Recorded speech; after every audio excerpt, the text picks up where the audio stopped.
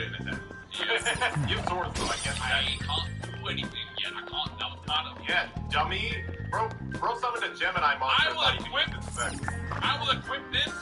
My blue eyes white dragon. Why? It's 0 attack right now. And I will set this card. And now ain't my turn. Am I? Yes. What if I did on the purpose? What if at that exact moment my brain worked and just like really did this thing? What if brain doesn't work? I don't know. I got to do Rex in my turn. You know why I did everything correctly, Rex? Because now you normal summon your Dark Storm Brain. You know what that does. What am I doing? I activate Dark Storm Dragon! Discard! Honestly, no, I got nothing like that in my head, bro. And now, I will set this card, and I will now reduce the big guy down. I am not beating over 2,700. You're mine. So the plan was, I summoned the flash because I thought that was going to be like a game. Alright, I have to play Magical Stone Excavate and discard 2 cards to grab a cell of Mind Void. What, Lava Golem? I just maybe not. I needed to discard 2 cards. Persona! Alright, I'll just end my turn. I will do it, but I'm going to go ahead and attack it so we go to game 2. There! Bro, you got 3 years of privilege on you. Bro, if it's not a hand that I had, I have to fight for it. I have to grind for this view. Alright, bro, at least you have something to grind for. I had to grind for 8 fucking great keepers cannon.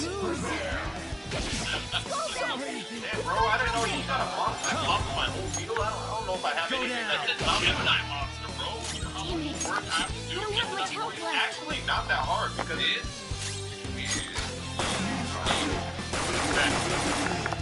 That. I 20 deck go out. I am my turn. I'm confident this time you're Can't believe it. I think you should just be better at the game. Isn't too reckless? I will summon Back out and focus on support. It's time. There! No, I know what it does. I want to know what Persona! Oh, you will regret that. You just get my great keeper card. Lord got a lot of... Oh, my God. Go back to the hand. I don't ever talk. Joker, are you okay? Hey, bro, I got nothing about next to get over the first 100%. Bro, you played a 2700 monster. That took 3 turns to summon. I play Foolish Burial. I don't know yet. I'm gonna look. I love how we're both just activating cards. Are you okay? This one. No, you know, guys. Persona! There! Oh!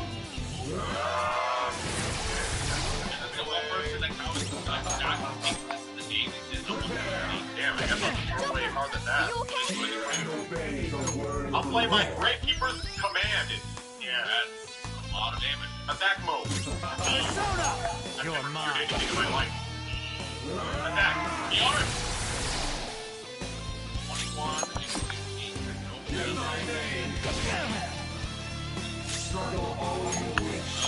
Using it. I guess we're going to find out. Good shred! I could, but will I probably go Persona! Doing exactly like I would expect a platinum. I'm doing like a I platinum. play pot of green. I'll talk to you now. When a card is hit to your graveyard, I don't like that one. I don't know. Oh, Cash? Is that good? It doesn't count. But you just picked up the card, how did it not be good? Not good. Dragon. Art, but it's been a sink and then attack mode. Did I? Did I? Did I? Persona! Did I?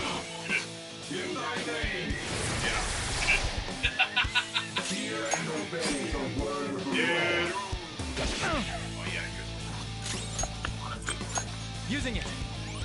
I play Grave Keepers. Persona! I will bait. First attack was commanded. I will just eat this chain.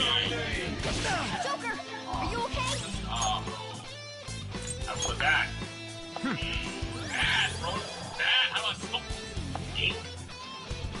Let's go.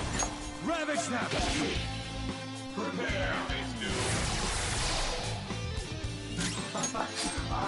How did my nerves were down? I need to draw the out. Using it. That's the worst card I could have picked up, bro. Your only out is to shred. My only out is... Yes, I gotta get rid of Yeah, dude, you're right. I'm feeling kind of generous. I'll replace Necro Valley with Necro Valley. There. I'm feeling kind of generous. I'm gonna activate Descendant. Blow this up. Hey, bro, you sure. You pulled it, my trap! Like you're not Shining Angel. Like you're not Shining Angel. Stop, bro. What's this? Again, it's like it's Persona. what do I bring out?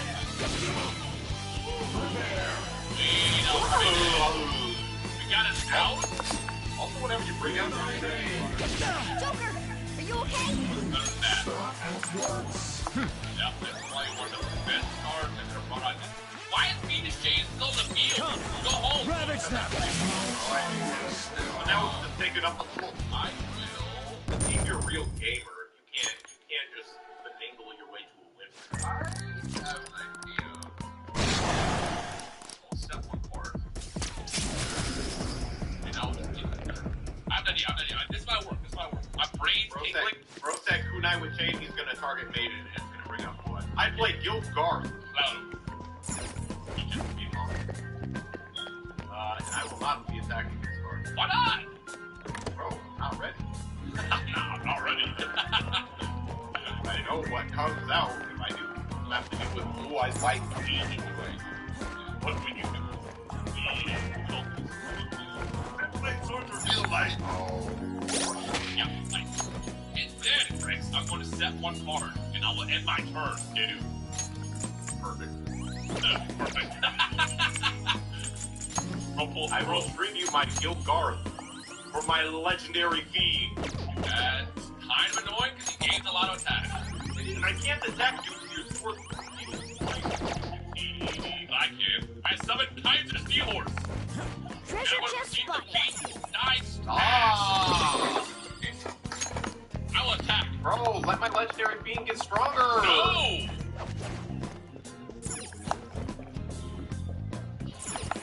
Oh, man. The one's out of the field. Treasure chest spot. Actually, next turn, I think I can win it. Probably. If you get Darkstorm out, bro. Bro, just out my field. Ooh, perfect. Perfect. I play... okay, hold on. Go ahead. I'm gonna play this right. I need life points here, but... you have back throw out the Yup. I'm scared, Rex. I would personally be afraid. God, I wanted to save this, but... Alright, I'm gonna activate Metal Reflex Line. That's, I think, the strongest card I have in my deck is my blue. Well, no, this is why I Joker, just want to a use treasure chest. special summons a Gravekeeper card from my graveyard. Oh, damn, that's actually really good. What in the sad health do you have? I have options. I want to see where this goes first. Yeah. Okay. I'm gonna activate Descendant. What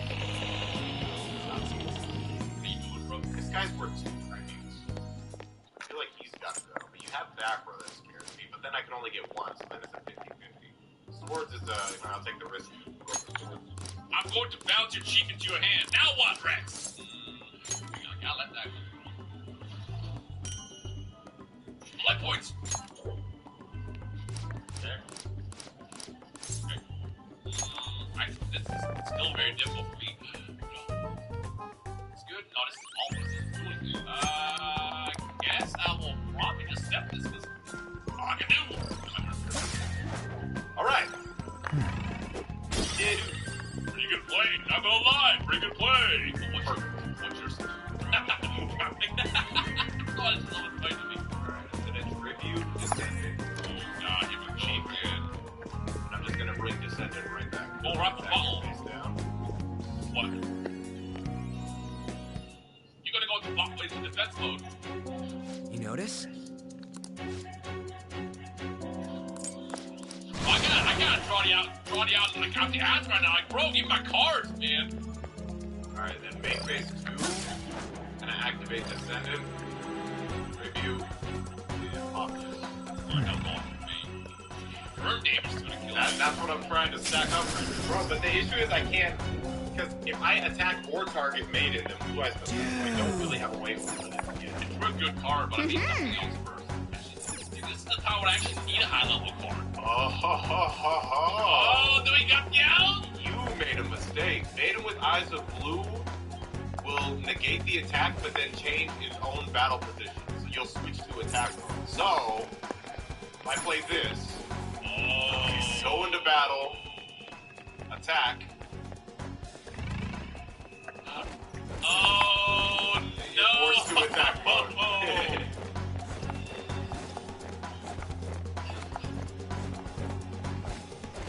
And then he just...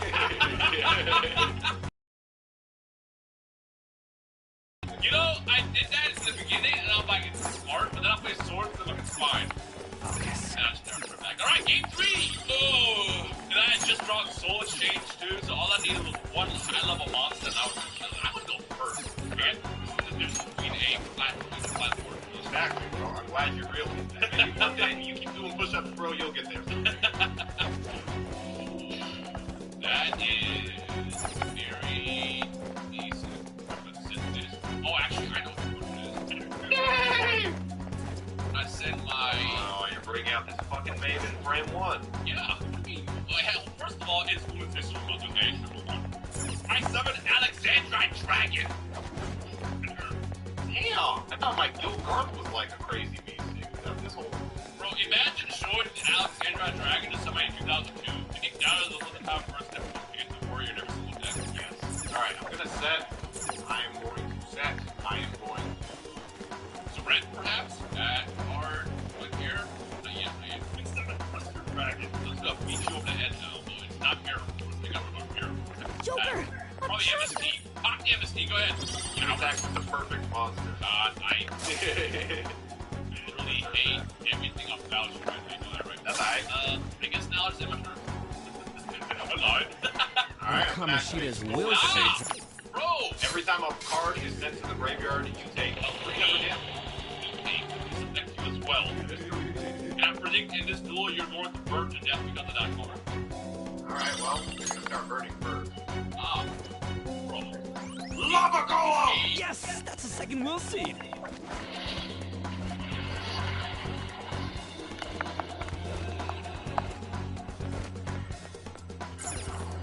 Eat no goddamn way. Let go! Let go! Let go! Let go! Let go! Let go! Not worried. You're not. No. You got a level 6 in your hand. It's not. Set a card. I wanted it to face Swedish chain and engage lava golem.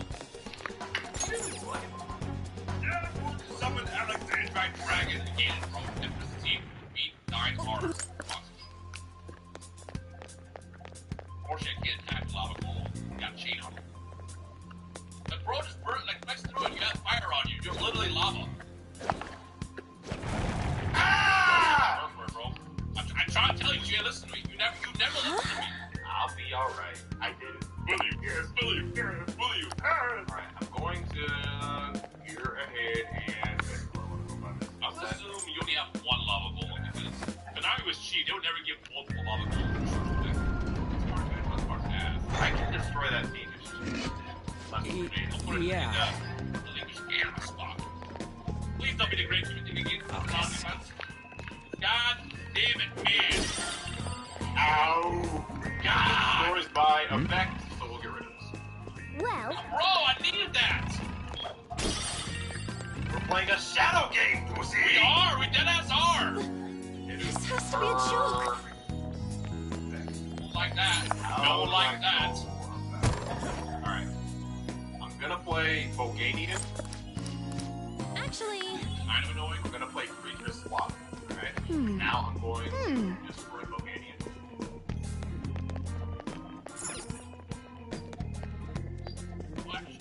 I think Castle of Dragon Soul.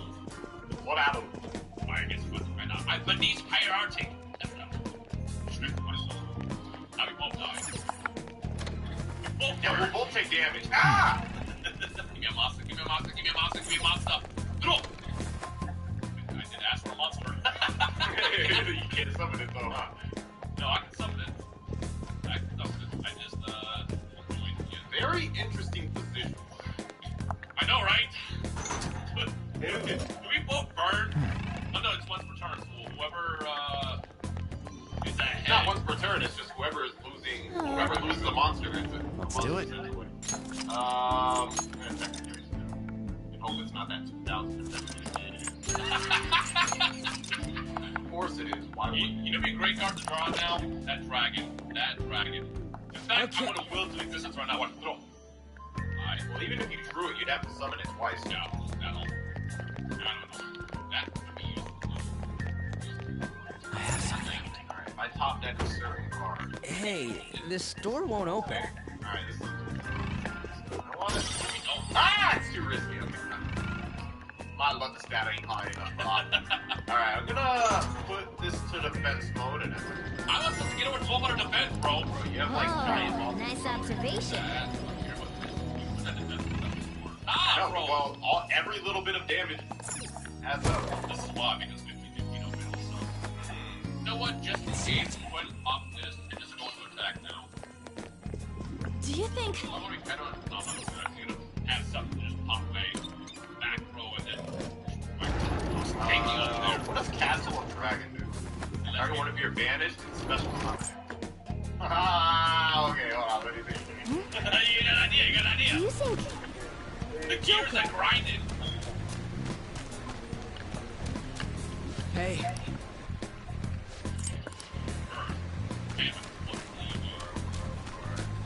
What Now. Play Allure of Darkness. fucking trying to I waited till I had No, enough. no, like that is risky. No! I'll never forget the first one.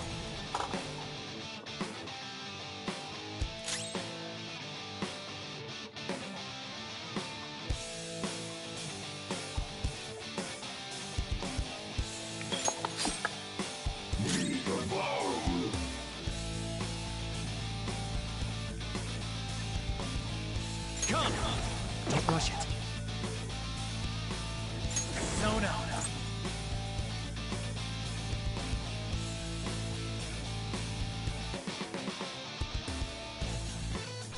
Calm down.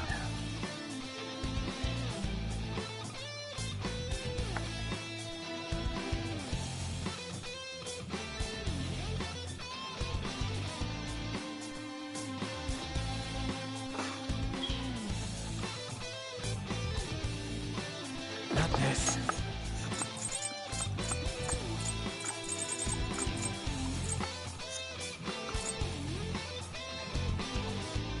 Not this one.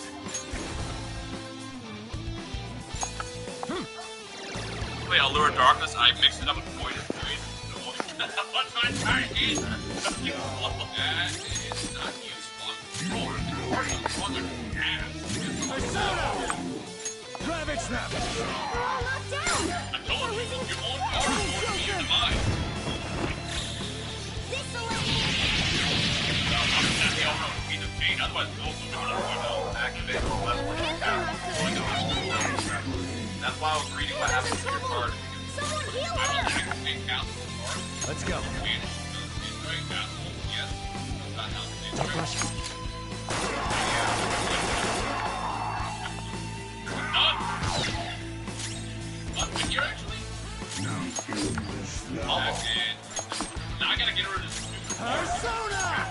It was a You're risky mine. play. It was a very risky play. Dragon Tactic! Manage. Tribute and summon any dragon from my deck. I never forgot that kind of one. Blue-eyed Great Dragon! Panther's been taken out. Someone treat her.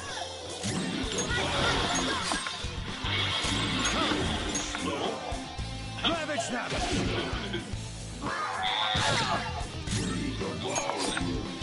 Rabbit Dragon! That might not work. Persona! Go down! Another card.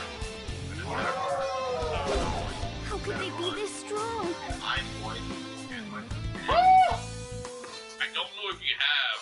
Alright, during draw phase, I'm gonna activate Coffin Cellar, just in case you tribute any monsters, start getting rid of stuff, just burn you a little bit. No, I got no tribute. What I'll do is, I'll set this mode.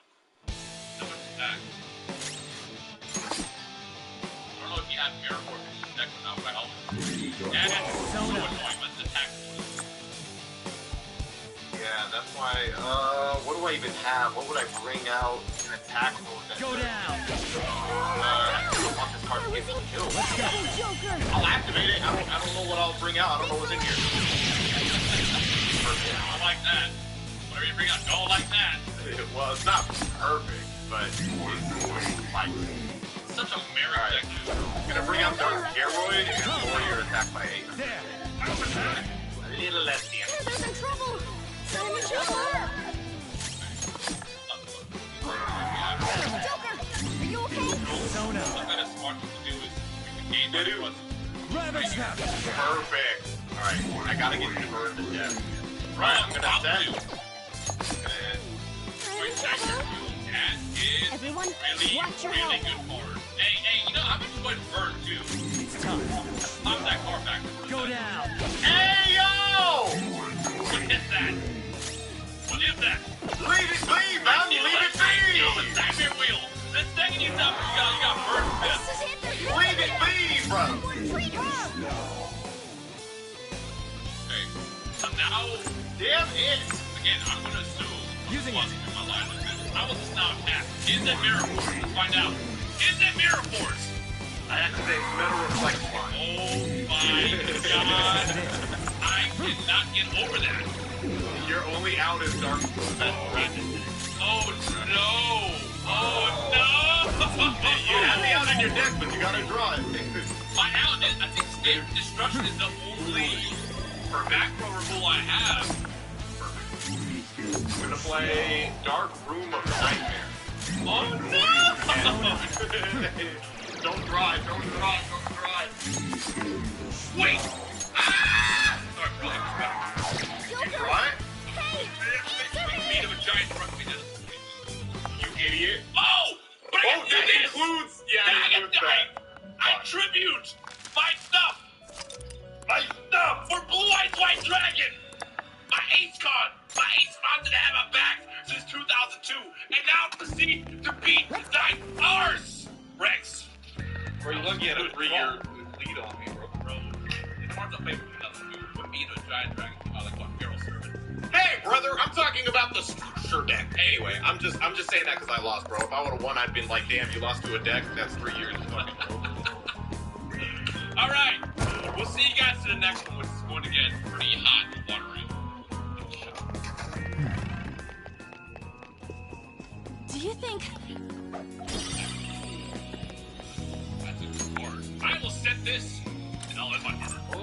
Hey, y'all watching Raw, bro. I'm so pissed off. I would summon Raw and not be able to do shit with him. Scaredy cat, we got a scaredy cat now. What's that? You're gonna draw that card next turn. I hate that card. Ban it, remove it from your deck. I'm not even in the duel and that shit Here's the hurt me. question. Here's the question. What do you have face down? Not all dead. I get sensitive to the voice. Show me your true form. That's what that This duel is all over I'm now. gonna punch you with the fury in your ass, bro! Yo! I'm getting done in by Mirror Force 2 duels back to back. Anyways, you're not playing. Bro said anyways like he don't got 2 cards in his possession right now. That was you. Yeah, he can't draw, that's true.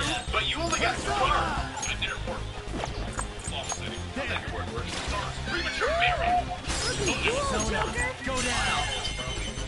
I'm going to bring back the pick to that. Looking But cool, not just that, Joker. I also want to send a very, very powerful It card. has to be... Let's go. He doesn't get his attack with the armor. Yeah, this is a battle of attrition now. Finally, I can draw. Battle of attrition, just 2 cards on Nino's field.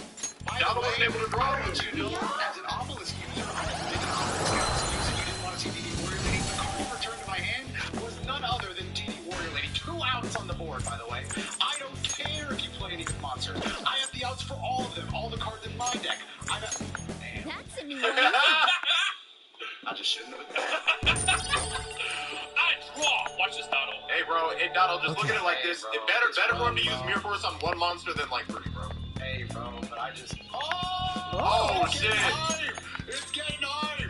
Oh, Wow, this is a wow. This is a real Wow. This is a Wow. real duel right now. Ooh, okay, all right.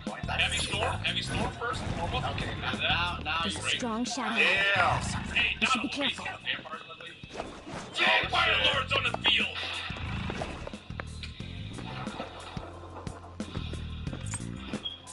Do I really have to patrol?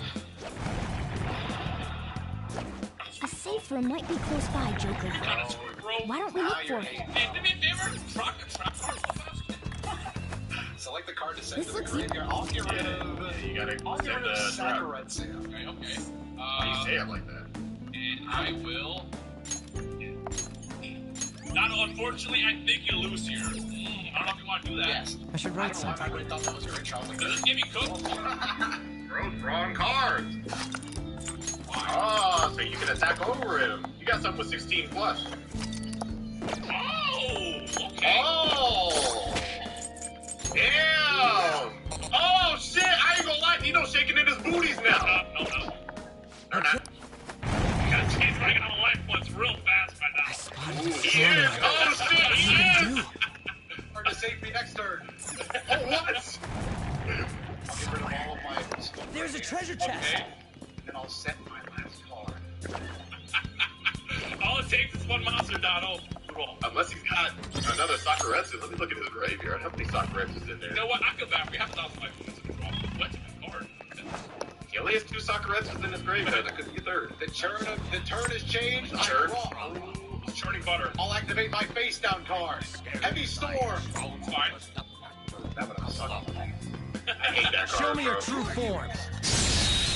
At 3, too. We need green wind blast. Then I'll just That take my fucking gear annoying. ring. I threw away all my smoke The grenades, first bro. I move was is kidding. I thought I was gonna Go down. What a duel, by the way. Shake my hand. Hey, Donald. Cool, Joker. Donald. You're mine. Hold you Waybender. You almost got a fucking Jinzo 7 during my duel, and then this duel's been crazy. No. This is very good. Did you not know that brain control is at 3 in this format? Did you know that it's at 3 in this format? Remember when I called it 7 3? Hey, Donald. Little rough. It's not for the men to duel. Get up here, bro. I'm here. I'm ready. Nice No work, adjustments. team. I saw great cards that I should have added, but no adjustments. Let's go. All right. Hey, nice. Nice break, pussy. Make it for men. Bro, all that matters. Shadow defeated. Let's go, Joker. Gonna let fate decide. Fate's already decided. Show me your true This is the form. fate, bro. Bro, you're not the obelisk guy. Shut up, bitch. Yeah, I'm going to see Alpha's That video. was no joke. I was gonna say we didn't see another one. Less attacks will That's shut it not down. good at all, actually. People sleeping on the boy. People sleeping on me, but I'm gonna beat your ass. Absolutely. I draw. This Nobody bullies Donald and listens to tell him about it. I get to bully him, and Dion gets to bully, but Thomas can't. Shut up, bitch! I play Shining Angel! Lexi. I'm gonna do 1,400 to your face! You're going to kill both of them. Now go ahead and play your Dust Tornado and or MST, pussy. I got you, bro. What a good ass. Looking cool, I Joker. can read you like a... You're mine. Yes, I will set a corner. So I can set this. Looking cool, Joker. You never know. Go down. Looking cool, Joker. Every little life damage you do to me just hurts me. Kind of getting Okay, good. guys. Ooh, very nice. We got a nice boom time. Go Go play my next Shining Angel! Oh, wait. So I helped you here. I'm gonna punch you! I'm actually just I top deck this. I'm gonna end my turn. Right. Doodle. It was activatable when I was Not attacking. good, so that man. Not does make me a good. little noise. I was just because I'm setting again. Ah! Damn. Bro, want them what? I don't want You to not do have one Shining Angel in No, the ball? I don't want to let them resolve. Like a beat down both. Like your force is just God I card. have something. Right? Honestly, that's why you feel that. Now we're playing the game. Now we're playing the game. It's a break of the match before you. You're gonna pop your own card. I'm debating what to do here, but that's No, Entire blacksmith Kotetsu, allowing me to search out snatch steel. that's pretty bad, I would say. card for Neon, though. Yeah, it would. Okay. I was dramatically allowed to run in my deck. Now I will play snatch steel. Okay, immediate Taking your breaker. here. Along with breaker takes the reins of the duel. Our breaker. It's fine. And then I'm going to activate breaker and pop whatever this secret card is. I think that's also fine too. Ooh, that That's annoying ass what I was card. debating. I was like, do I want this back? Powerful card. Now I'm going to play Mystic Tomato. See it. And I'm going to start punching you in the face. Damage, man. That's A damage. lot of damage. The Yeah. light against low. Ryan's gonna need to draw something. I know, man. I know. Oh, I forgot that it stays there, right? Bro. Yep, bro, it's snap steel unless you pop it. Yeah, you can have One enemy, but it's pretty strong. Come. Bro, stop calling it snap and steel, bro. It's snap steel. All right. It's not steel. You're like those people who think you're one of those people who say the Miami Heat with the asset. Like, bro, you're so asset. Oh, Back yeah. down and focus on the board. What that is, bro? God over there. Oh, bro. I have a lot of hope. Dino, you played a great duel. Using it. But I'm going to play first. I'm going to see what you have face down. With swords revealing light. It's time. Oh, that's what I said. I'm going to play Jinzo 7. Don't My lose. mage power of Jinzo 7 is going to attack you directly. Oh, Let's go. And I'm going to punch you in the face. This'll end. And simply end my turn because I'm on raw. okay. Hold on. We have played. That has to be sent to the graveyard by battle. Yes. There. Like a raw. You're just strengthening my raw. I gotta be careful. You have a Let's go. Go down. I gotta be careful.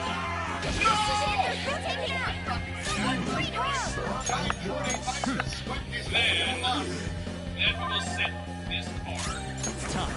There. All enemies defeated. Just what I'd expect from you, Joker. I go like my heart stopped, bro. What do you mean? I need to throw you up, bro. I have to do this. I have to do this. That was a tough. Bro, it's my tomato! No, man. No. Get it! I have a turn. Oh, thank God. I thought I was about to exchange. Nah, it's not exchange. Situation where he might have to take out his own tomato. Dinosaur. Show me your true Yes. form. Or you get mad, bro. Go ahead, play. It's gonna play. It's eight My death from Shining Angel! And my Jinzo number 7! Okay. Call for my black piece. Using it. And I'm gonna get rid of whatever it is. I couldn't do anything with it. And then I'm gonna mill out my deck by playing machine duplication.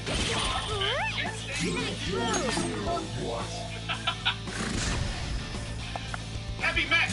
Bro, my deck is capable of shit sometimes. And then I'm going to... Ravage them. That's so bad, man. I'm going to pass my Mystic Tomato. Okay. Filling out my deck a little more. It's time. Go I'm going to down. call forth my Mystic Tomato. I'm going to attack with Mystic Tomato. Milling my deck out a little. Skull's in Hey, trouble. why are you not attacking the squirrel, bro? I'm going to hit Mystic Tomato. I'm going to bring out Mystic Tomato. He's going to attack for a little more. You're I'm mine. going to activate Mystic Tomato. I'm going to bring out Jinzo number 7. He's just going to attack you directly. Okay. Then, main phase 2, I'm going to activate heavy mech support. Go down. Put it on Jinzo. Knocked down. I'm going to activate another heavy mech support. Put it on Let's go. Jinzo. This'll end. I'm gonna activate Mage Power. Put it on Jinzo. My God. All right. And just in case you while out, I'm gonna play. Yeah. I'm just a little afraid of crazy, bro. Okay, let's go. I'm gonna go ahead and Okay, we're done. wait for the reveal. Let's go. Jinzo number 7, absolutely surprising. Bro, bring out Slifer so Jinzo number 7 For can talk. real? Oh, damn, man. I have the out, man, but I can't, man.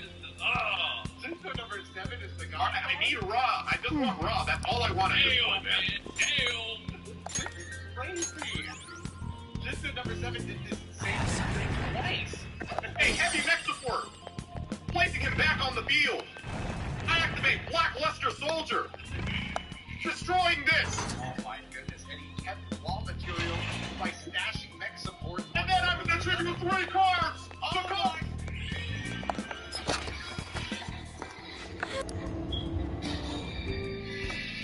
I'll just add this. He's cracking the raw. Dumping all my life points into him. Then I'm going to play Snap Steel. Okay. And I'm going to...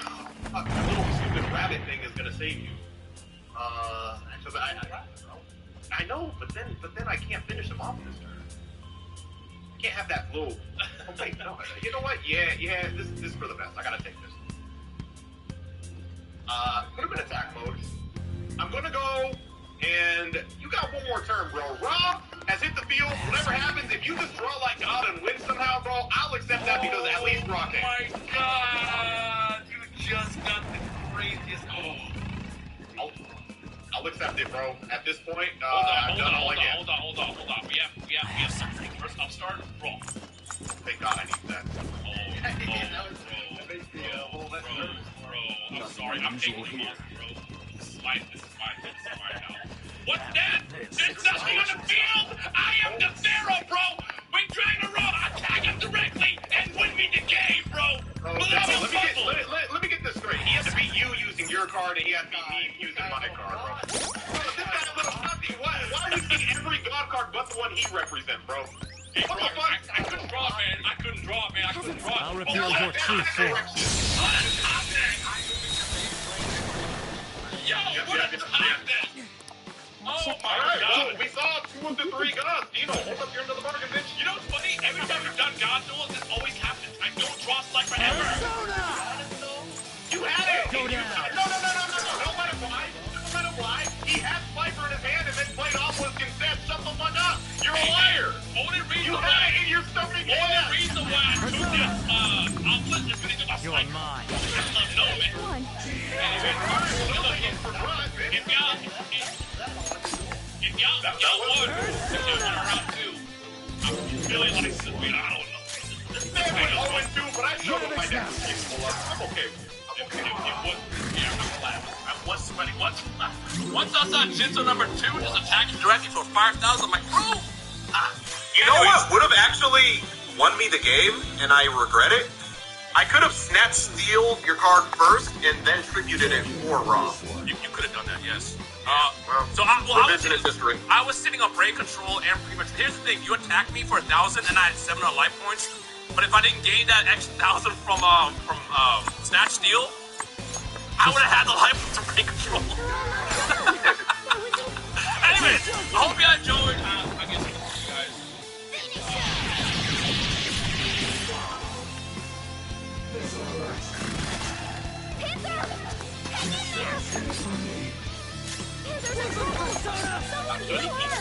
Dialogue, I think the most shameless name I can think of, and I go to the Shinjuku Medical Center to meet my friends, Samu and Miyagi. Oh, and I'm using the word friends very loosely here. Remember, this is a Shin Meguro Tonsei game. It's only a matter of time before they start devolving into walking, talking ideologies. I almost get killed by Vegeta and his malnourished goat, but fortunately, the teacher comes in to save the day. And then the world ends. But I'm in luck, because I found this kid called Misty. He promised to save me if I signed this shady-looking contract. I think it has something to do with destroying a disco ball or something. I didn't read the fine print, but it's okay. No one does. I then wake up in the hospital, and it's time to go through the tutorial section of the game. Oh. Okay, so this is the first fight. So, this is just a tutorial. Wait, what? Why did they attack before me, bro? Huh? Good. Oh, We should write something. Oh! Kill it! Ah! Get it now! Oh my god! Oh! Okay, I think that's the exit. Oh my god! Nocturne, please! Die! Something. What? It dodged! Ah! What? Okay. Ooh. Oh.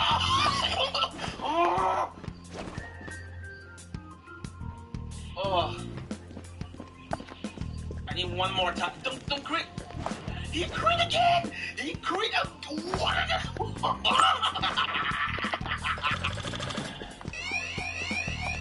Okay. Die. There you go. You deserve. Well then. Finally. After surviving the tutorial, I make my way to the second floor, and it's finally time to recruit Pixie. Pixie is precious, and she must be protected at all costs. Now we can face the first mini-boss fight of the run. In this fight, you are outnumbered, and these stupid purple goblins are really good at critting you with Feral Claw. Thanks to my healing items and a lot of punches, I managed to beat them on my first try. But then, as I was going back to the save point, I got ambushed by two Kodamas, and guess what? They killed me. They killed me before I could save, so I had to redo the Preda fight again and again and again. Okay, I've been putting this off for far too long. We need to talk about random encounters. Oh my god! Random encounters in this challenge are broken. Every single enemy deals a ridiculous amount of damage. But wait, it gets worse. On hard mode, it's impossible to run away from a random encounter. So every time I get pulled into one, I am forced to fight for my life and win at all costs or die. This basically means that every random encounter I get locked in turns into a boss fight. You see this thing down there? You might think that it's a compass or a minimap, but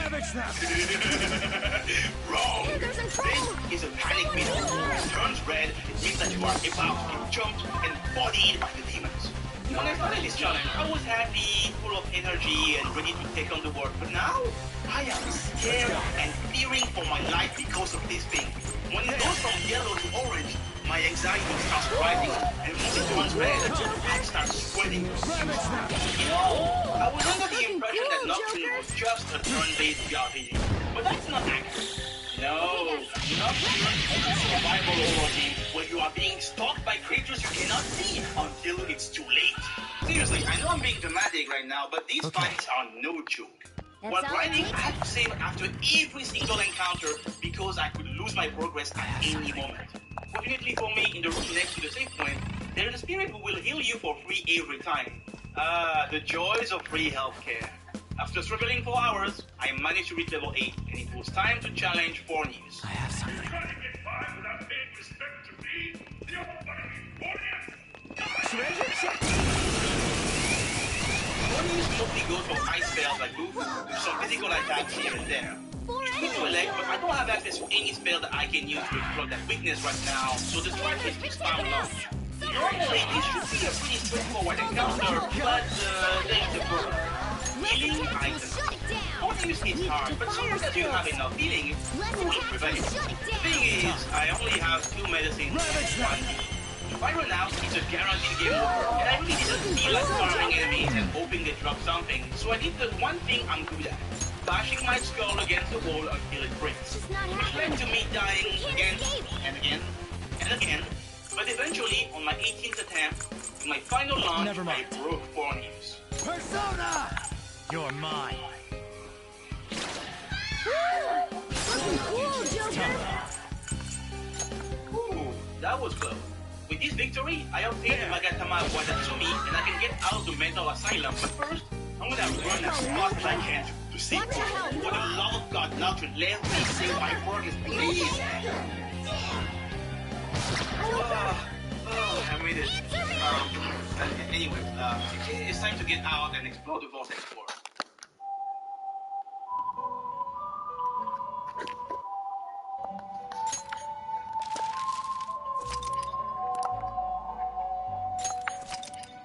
I can go to Shibuya directly, but first I'm gonna take a detour and get to Yoyogi Park. It shouldn't take too long. We are finally inside the park. So Pixie's reason for teaming up with us was to reach Yoyogi. Once that's done, you will get the option to either let her go or keep her with you. If you let her go, you can obtain the Magatama early, but I'm contractually obligated to let you know that the best option is to refuse and keep her around. Since it's possible to obtain the same Magatama a bit later into the run, I decided to keep my dear Pixie with me. After that, I grabbed the loot and made my way towards the next city.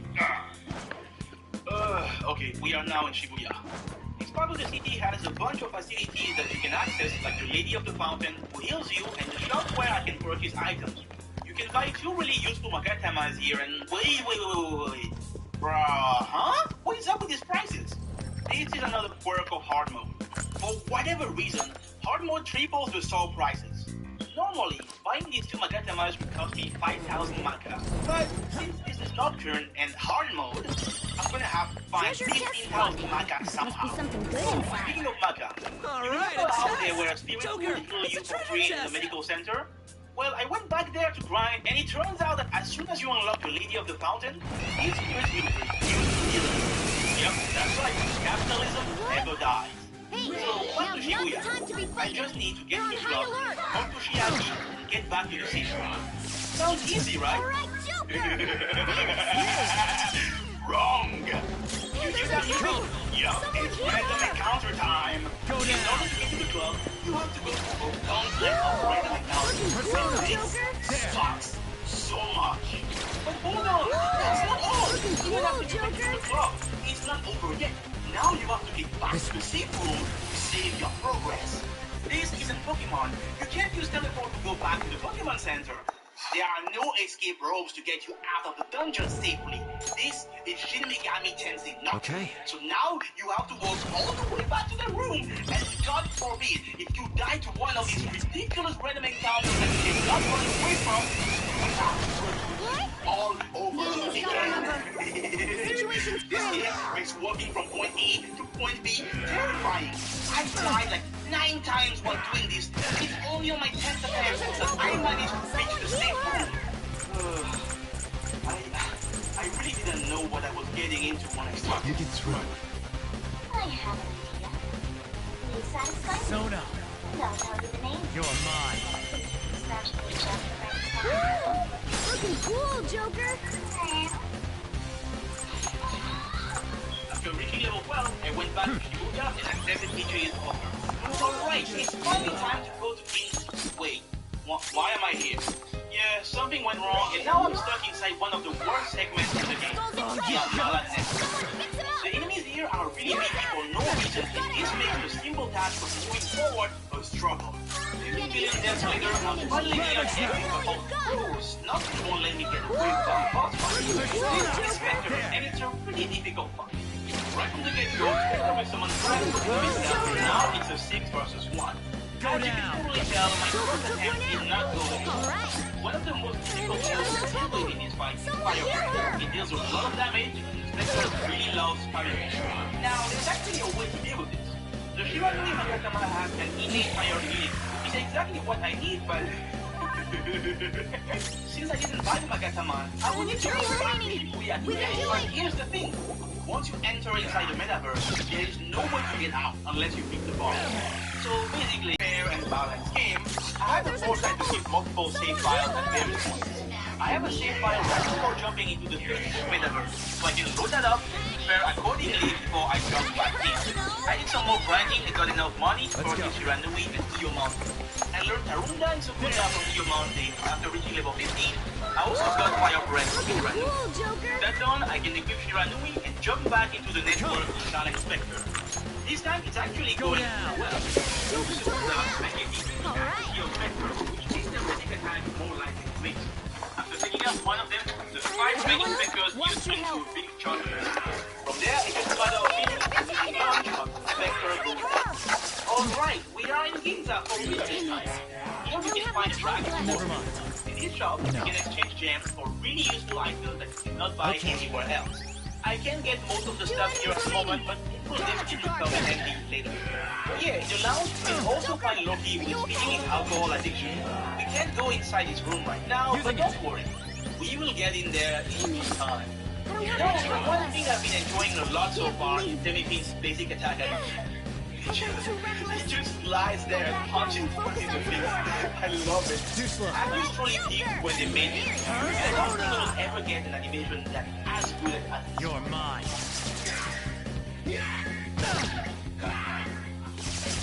Joker, are you okay? After punching my way out of Ginza, I tried to enter inside the Nibilo nightclub, but the bouncer doesn't want to let me in because I'm not wearing a shirt.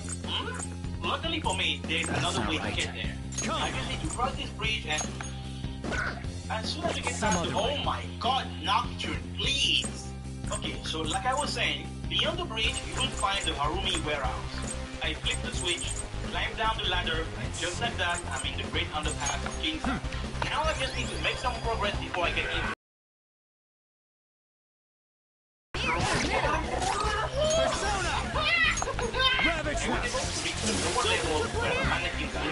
These guys are really the best part of Nocturne. Let's go. You know that thing they did with the twitching and all? I really like it. There's also a jump cup in here. That's where we meet this guy. Look at that smile. I tried to get out of here, but this dude doesn't want Just to what let I'd me. expect. The enemy's got our number. This guy is a selector mannequin, and he's willing to help me by bringing back the bill. And wouldn't you know it, the bill can be found inside the Look for a way out. I grab the bill, make my way out, but it looks like I won't be able to leave until I beat the pro. This fight is a bit of a slog, but adding for that to me with no eyes helps a lot. Alright, now I just need to get back to Ginza and save people. Great, now I have to redo this again. Instead of going back to Ginza, I'm gonna use the boat 82 level up. This specific spot in the underpass is amazing. It's close to a safe point, and the water you are currently quite so as you are inspired. I did that for a couple of hours until I finally reached level 20. Marvel Terrific Whip, I had finally reached the requirement of counter. That grinding session also gave me a lot of maga, and I was able to purchase one of the most important maga commands for the game. Namudo has a physical resistance, and that decreases the damage of physical attacks by 50%. After my purchase, I went to level 21, learned Fog Breath, grabbed the bill, and destroyed the thing. I gave the 1,000 yen bill to the collector mannequin, and thanks to myself, I was finally able to move forward. Now I just need to get out of that. Huh? Oh boy, here we go. It's time to fight the first member of the beast, El Matador. Matador is the first major roadblock of Nocturne, and if you didn't learn your lesson about buffs and debuffs, you are going to have a bad time. At the start of the fight, Matador will always use the Red Capote and then attack you. Red Capote raises Matador's evasion and accuracy to the max at +4. This means that he's not going to miss you, and if you don't remove those buffs, you won't be able to hit him. Thankfully, at this stage, you can get the Kaja Stone at Rag's Jewelry, and these items remove all buffs. Sounds like a pretty good solution to deal with Red Capote, right? No! You see, Matador's AI is coded to reapply Red Capote if you use the Kaja, so that won't work. You could use Fog Breath to decrease his evasion, but Matador can just use the move again to undo your debuffs.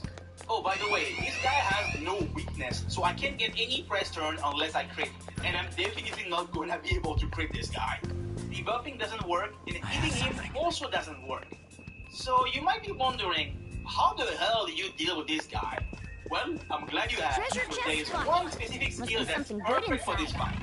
It's counter. So the way counter works is that when you get hit by a physical attack, you have a 50% chance to do a counter attack right away. Now, what really makes this skill amazing is that counter has a unique quirk.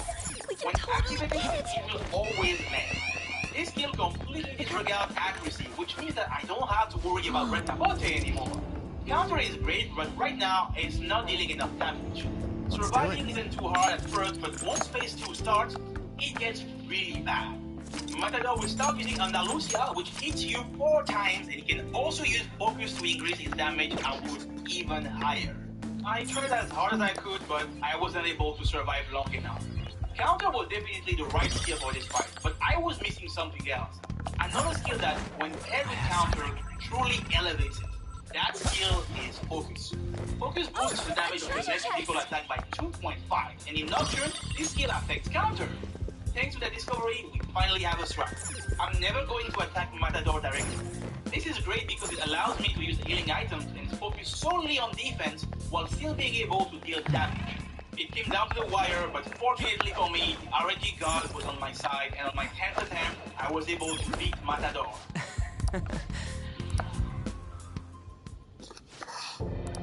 No. I used this opportunity to purchase the Magatama Ifumi, which grants me an immunity to Let's force. go.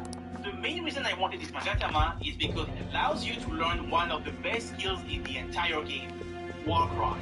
Similarly to how Fog Breath drops your opponent's evasion and accuracy by 2 stages, War Cry lets you debuff their physical attack and magic by 2. This skill is amazing, and I will never get rid of it. I also did some grinding to get my hands on more healing items, and as I was doing that, I realized something. See, as soon as we reach the junk shop in the underpass, you can start using the lucky ticket system. Every time you spend 1,000 Maka or more at the junk shop, before leaving, the mannequin will award you a lucky ticket. Once you have 10 of these, you can claim a reward from one of these 3 boxes. Each box has a set amount of very useful prizes. For example, you can get these from the black box. Now, this is where things get interesting. The reward you get from these boxes isn't set in stone. It's randomized every time you load into the game. This means that once I get 9 tickets, I can save my game, go in the shop, spend enough money to get my 10th ticket, and then I can pick a box. If I don't get the prize I'm looking for, I can just reload my save and repeat the process until I get what I want. Something? This is huge because the majority of these prizes cannot be obtained easily. As long as I have money and I'm willing to reset, I am guaranteed to get what I want. Alright, we are back in Ikebukuro, which is the home of the Mantra, one of the factions fighting for control over the Vortex We are War. introducing I go a inside new the Mantra's regiment to HQ, your and it looks reinforced like I trial. arrived just in time to watch one of my favorite Should you- cutscenes. We've even take. Should you wish? I love this. That was fun. But sadly, after Isamu got bodied, I got abducted by the local demons, and now I have to survive a trial by combat. Justine, So in order to prevail, registration? you need to win 3 fights in a row against Orphus, Are you Yakini, sure? and Thor. Here is what you have to do. Are you For sure? Orphus, you equip Shiranui, block the fire attacks, and Time profit. for some. You wish For to perform Yakini, an you equip execution. Shikini, block the force attacks, and profit. And lastly, You for okay Thor, with you select equip... the skills you'd like to inherit? Oh boy, Thor is extremely rough. Just like Matador, he has 2 press turns, and most importantly, he has no weakness. He can use his basic attack if he feels like it, but 90% of the time, he's going to spam powerful elect spells. Now, you might be thinking, hey, why don't you equip a Magatama to nullify You elect? okay with this? Well, Select the you skills see, you'd I like to would do it inherit. if I could, but guess what? The first elect no Magatama you get is after beating Thor. You know, the one fight where you would love to nullify elect. Did I mention how much I love this game? I really enjoy this game. I'm having so much fun. The best thing I can do is equipping Kamudo to reduce the damage of his physical attacks. Warcry is your only way to decrease force damage, and it's a must. Fog Breath is also really good because it can allow you to dodge crucial attacks. As long as you have your debuffs up, the fight becomes more manageable until he pulls out the Kunda. Then you're screwed. At that stage of the fight, Thor is going to You use okay Steel with Dying this? and destroy you before you Select the have time to skills you'd debuff him like to again. inherit. Now the thing with Thor is that while he has the Kunda, it doesn't mean that he's guaranteed to use it. Sometimes he can just forget about it, and that is what you want to see. On my 15th try, I got good counter procs and he didn't go for the Kunda. Everything was going well, but eventually I had no hits left. I was so close, Finished? but Done alas, already? without any way to fully heal myself, there was nothing else I could do. No slacking off. Yo, let's go! Come on, miss. Miss again. Yo, double miss. Let's go! I should write something. Whew, this was a nightmare. With this victory, I can fully explore the Mantra's HQ and... wait. Huh? What do you want to do? All right. Well done. Right after the absolute wall that was 4, we have to win yet another difficult boss fight. But before we go even further, I have a question for you. What do you think is Raido's weakness? Ding ding ding ding! Yup, Raido is yet another boss with no weakness to exploit. Fortunately for me, the majority of his moves are physical attacks, so I get to use my counter. There is an issue, however. Rhino hits extremely hard with his Enter Yoshitsune, which has a really high chance to crit. And remember, critical hits work the same way as hitting a weakness, so he can just get 3 additional price turn from that move alone. Now, when I saw this, my first thought was to debuff him with Warcry, but no, we can't have nice things in this game. Whenever Rhino detects a debuff, he will immediately remove it with Raptor Guardian. Kamuto is once again the Magatama of choice for this one, but not being able to debuff this guy makes the fight really stupid. Oh, and that's not the only thing you have to worry about. For his neutral special, he wields a gun. The strat here is to use focus whenever you can and pray that counter activates. This can get you pretty far, but once you deal enough damage to trigger the phase shift, it gets worse. At that point, Rhino will start using Provoke. This move decreases your defense and buffs your attack by 2 stages when used. This is when you need to end the fight ASAP, which should be doable if it wasn't for this move. Another one. Another one. And another one. Okay. I got filtered so many times until I finally stopped getting panicked and Demifin landed enough counters to get me out of this mess. In the basement of the building, you can find Isamu who is trapped in one of the cells. You know what? Maybe I should save him. That's our teacher, man. On second thought, never mind. No, he can stay in there. Alright, we are finally here. I just need to take these stairs and I should be able to. At the very top of the mantra, I meet Gozu Tenno and he rewards me by unlocking 2 additional demon slots. Wow. How we use it? I am Gozu Tenno. Yeah, I know. I am Gozu Tenno. Yes, yeah, you said that already, bro. We are done with the mantra, and now I have to sneak into the Nihilo's nightclub. The assembly of Nihilo. There are so many things that I could say about this dungeon. And just to illustrate how stupid this place is, let me tell you about the Eligor boss fight. This guy always summons 2Ds, and these demons are going to spam stone gates. If this move procs, you get turned into a stone, and when you are playing solo, this is an instant game over. So at any point into the fight, you can die because of stone gaze. But wait, it gets better. On top of that, Eligor can also one-shot you whenever it feels like it by spamming Modo. I'm not gonna lie, this entire dungeon made me mauled really hard, but for what it's worth, I got a good amount of beats out of it. I finally managed to reach Vegeta, but he's too much of a coward to fight me directly, so now I have to deal with one of his goons. Oze from the Furry clan. Wait, is that what is this thing? Is Oze wearing a diaper? What is wrong with you? The first thing I did for this fight was checking what Oze was weak to, but Say the light. this boss has no weakness.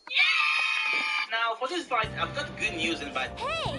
The good news is that Oze only has physical attacks, and that's amazing because I have counter. The bad news is, well, everything else of the fight. Oze has both Dekaja and Dekunda.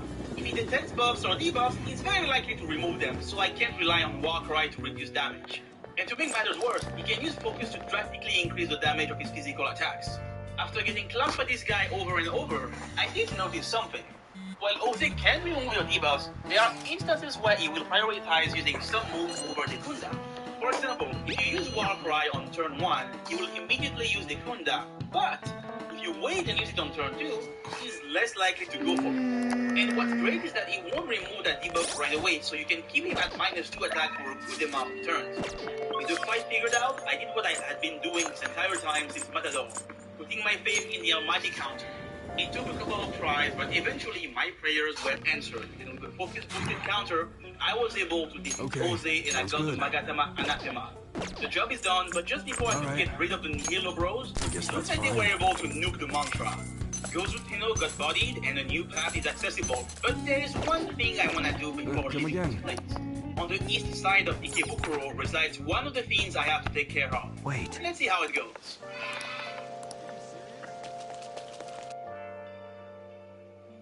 I have seen your search history, Demi-Fiend. Did you think you were safe because you used incognito mode? Your employer and your service provider can see everything you browse. fret not, demi-fiend, for I can cleanse your soul from the filth of Tumblr. How go? Now, Done it's already? time for your What? salvation. Receive my cum. Do you need something? Wait, did he just say receive my cup?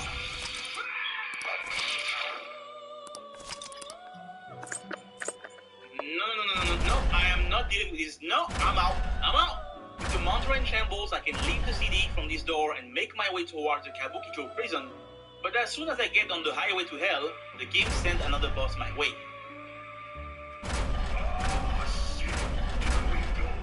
This guy is Hellbiker, and for the most part, it's a manageable one. Sure, he has no weakness and hates hard, but as long as I have my debuffs, I should be fine. It is time, inmate. Oh no. Never mind, it's gonna be one of those fights, huh? So the thing with Nicolas Cage is that he's easy until he isn't. Once you reach phase 2, he gets access to Hell Throttle, and that move grants him 3 additional press turn icons. So now he has 4 press turns that he can use to destroy you. After getting run over by Nicolas 4 times in a row, I decided to tweak a couple of things. He has 3 damage types: physical, fire, and force. So I think my best bet is to make sure I resist all of them. Kemudo takes care of the physical resistance, so I grinded a bit to learn anti-force from Hifumi and anti-fire from Shiranu. And this proved to be exactly what I needed. I was able to survive the onslaught, and then I ended the fight with a counter. More random encounter BS later, I'm finally inside the Kabukicho prison. The first time I played through this game, I got stuck here for like hours. It's definitely a confusing dungeon, but this place is fine in my book because you get to rescue the mannequins. After rescuing the twitchy fellas, I got destroyed backwards and forwards until Nocturne decided that I was allowed to reach the last checkpoint to save my progress. The time has come to save the mannequins, and in order to do that, I need to defeat the guardian of the prison. And this guy is kinda lame because it's just an oversized version of the Mizuchi we saw inside the dungeon. But this fight has one redeeming quality. What are you trying to do? Mizuchi is one of the few bosses in this game with a weakness to exploit. Shocking, I know. This boss has 2 things you need to worry about: powerful ice spells and Mirage. Mirage can be annoying because it inflicts panic, but it's actually not that bad to deal with here. Now, the ice spells, on the other hand, yeah, you really don't want to get hit by that. Fortunately, you can just equip Water Squeak to block ice, and that shuts down 90% of this boss's moveset. With a combination of focus boosted attacks and fire breath, the snake goes down, and as a reward, I obtain the Magatama Miasma. With Mizuchi defeated, the mannequins are finally free, and that also goes for their leader, the absolute Giga Chad Futomimi. My name is Futomimi. You may know it already, but I can see into the near future. Together we will find a way to live without suffering. Let me prophesy your future as a token of my gratitude. This guy is easily my favorite character in the game. Oh, by the way, look who also got captured. What are you pissed off for? It's obvious I can't count on you or our teacher anymore. I swear to God, if you say the word teacher one more time... Oh, it's gone. Well, that works for me. In Ginza, I meet the Iniri, and my new goal is to reach the town of Asakusa, which just so happens to be the place where the mannequins went. In order to reach Asakusa, I need to go through the subway station and explore the Kikibuku tunnel. And oh my God! This tunnel is a nightmare to get through because of the random encounters. The enemy variety here is really high, and there is no way to cover for everything, so you have to compromise. I decided to kick Kemudo because the physical resistance is generally better to have, but Damagatama gives you a weakness to every single ailment. So if the enemies have a status move, they can easily sunlock you until the end of time. Oh, also, you got these dudes. These random-ass demons who can use Dragon Eye to grant themselves 4 press turns. Yes, Dragon Eye, the move that's usually reserved to bosses. Getting out of this hellhole took me 2 hours and 22 minutes. Yes, 2 hours. I counted. For the love of God, nothing, please. But hey, eventually I did manage to get out and reach Asakusa. I'm pretty sure that the store here sells really good Magatamas. Let me check how much they... Yeah, the 2 Magatamas I need to purchase are extremely expensive. Just like in real life, I'm also broke inside the game. So on top of being a turn-based survival horror JRPG, Nocturne is also a real-life simulator. I know things don't look too great right now, but don't worry. I have a plan to earn a lot of cash quickly. Oh yeah, you know what also happened in the tunnels? During the fight, I got confused by a Mothman. Once confused, Demi started talking to the Mothman, and this is what the demon had to say.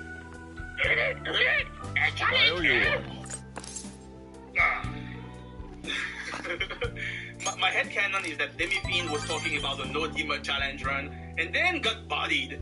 It's like somehow the game is aware of what I'm doing and actively making my experience miserable. It's time to go back to Ikebukuro for some unfinished business. But before doing that, I made sure to level up to learn Dracunda. Inside the Monsters HQ, there is a door that you can only open if you have enough strength. Now that I meet the requirement, I can open it to grab Gaia, another one of these physical resist Magatamas. Alright, it's finally time to get rid of this guy.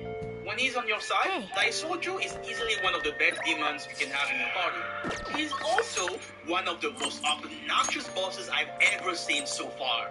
Just like Matador, Daisoju gets to act before you do, and what makes this really obnoxious is his unique skill. Meditation allows Daisoju to steal your HP and MP, and then he gets healed by that same amount. The real problem here is that meditation drains a ton of MP. If he decides to cast it twice, at the start of the fight, you end up with 0 MP. You then have to use an item to restore it, but Daisoju can easily keep spamming the move to drain you over and over.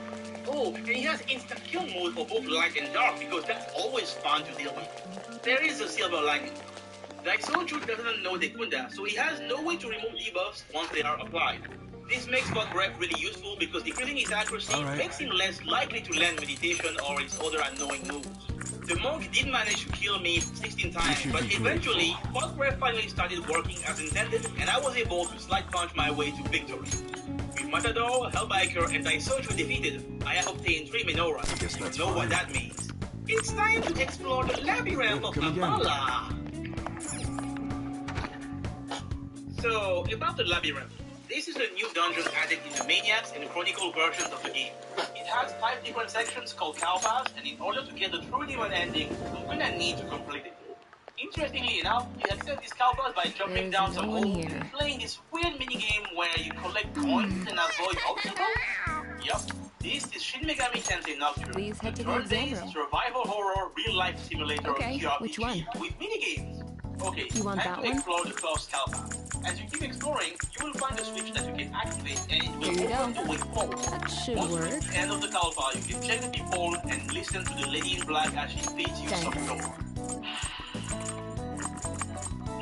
There's a lot of pollen in the air right now, mainly from Japanese cedar and cypress trees. Oh, did you decide? The light whose sole purpose is to empower the one Here you go. who foresee creation. Take care.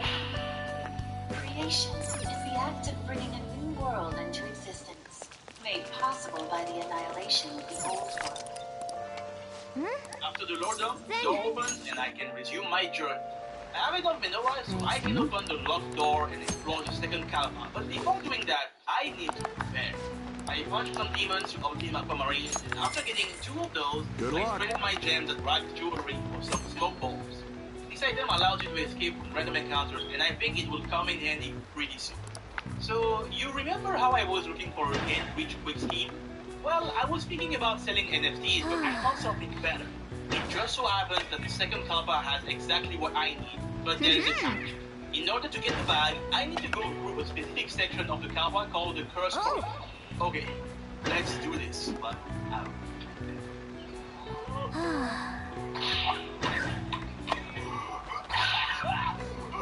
Yes! Oh! Good luck. yeah, this place is something else. In here you get damage with each step you take, but wait, it gets worse. The enemies you face in this section are endgame over-level demons who are way out of your reach at this point in time. There is no way for me to beat them, which is why I stocked up on smoke balls. But here's the thing. Since this is Nocturne, enemies have a chance to attack before you get to act, and if that happens, you're dead. This is easily one of the scariest areas in Nocturne. I'm trying to get through it as fast as I can, while the game keeps beating me up with each step I take. My eyes aren't glued to what's in front of me. No. They are looking at what's down here. As soon as the panic meter turns red, my anxiety level rises and I start sweating bullets. If I ever get into a fight, I have to hope and pray that I can survive. Use a small ball to get out of it as fast as possible. Okay, Nice. the ladder is in the next room. Come on, I'm almost there. Please, for the love of God, come on! Oh, yes, I did it. If you manage to get here, we'll impress Ifrit and he will give you a prize. 250k Maka. Yes, baby. Here you go. Give me the money. Here you go. Wait, hold on. I got the money, but there are no ways to fast travel out of the cow path, so I have to get through that same cursed corridor again without dying, and then I have to reach the exit of the cow path without dying as well. You're back. Get me out of here. Go, go, go, go, go, go, go, go, go, go, go, go, go. Ah! Got that? Stop! Are you kidding me? Another random encounter. Nope, I'm not dealing with this. No.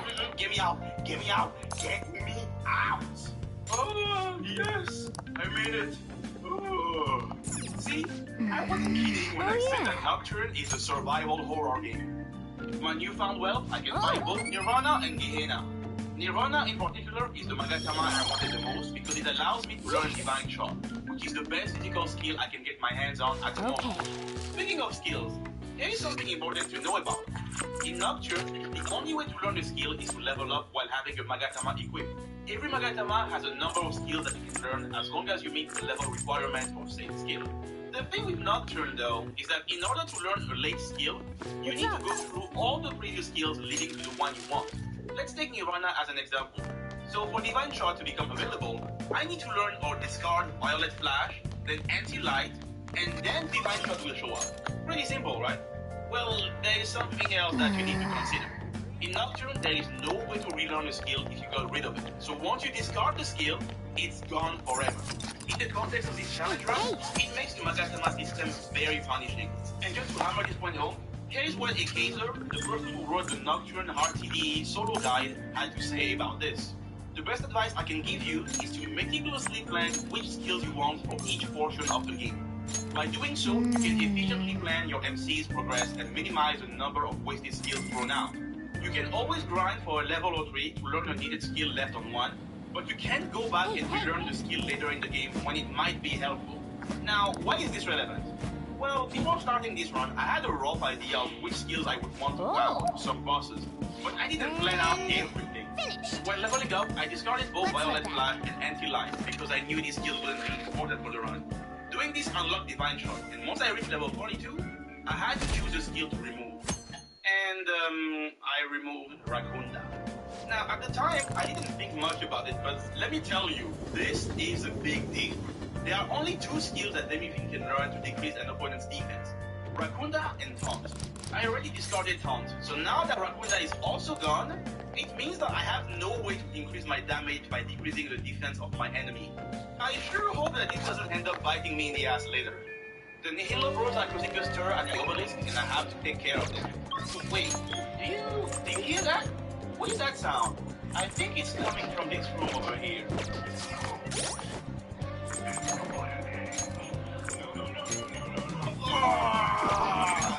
Okay, so one of the things I've been doing so far is collecting every Magatama I come across.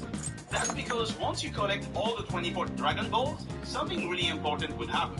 Sadly, one of these Magatamas that I need to gather is a reward you get for completing this minigame. Puzzle Boy. Okay, so in this minigame, you control a pyro chat, and the goal is to bring the little fella to the blue cube to clear the stage. Sounds fine, right? Sounds fun, right? The first few stages are easy to figure out, but as you keep going further, it gets more and more complex. There are 20 stages of this stupid minigame. 20! And you need to do them all in one go because there is no such thing as checkpoints, so buckle up, kiddo! It's Puzzle Boy time! Welcome! Oh my god! This isn't a minigame. Good luck! It's a torture device constructed by demons for the clear purpose of giving you severe brain damage. Oh, and that kid you see over here, he's going to keep taunting you while you play, just to add more sauce to my sodium-infused body. And don't even get me started on the music. The music, oh my god. So once I realized that I would have to go through the same BS again, I just looked up a guide on YouTube. And what's funny is that even while following the guide, completing this entire thing still took me a while because I had to pause the video every second to make sure my tiny brain memorized what I needed to do. After more than an hour of stupidity, I completed the last stage and I got the Magatama. I couldn't have done this without your guide, Buckmeister. Thank you for your service, comrade. Oh, thank God I won't have to redo this ever again. Okay, back to the main story. You have to go back to Ginza and follow the bridge until you find the second entrance of the Assembly of Mudo. Eventually, you will reach the save point, and outside of that room will be standing the obelisk. And I gotta say, this is easily my favorite dungeon in the entire game. I love its design, has fun puzzles to solve, and you really get an idea of how tall and colossal the place is as you climb this fictional Tower of Babel. Here you go. Hey! Why are you laughing? Good luck.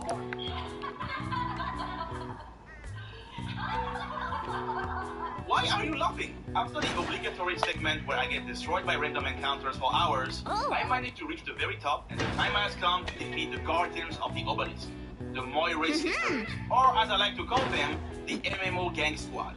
And oh boy, this is rough. What makes this fight so difficult is how these three sisters synergize with each other. Clovo is going to use healing spells non-stop, and if given enough time, she will be able to out-heal your damage. Lactices will make your job harder by increasing the defense of the squad, while debuffing your own heat.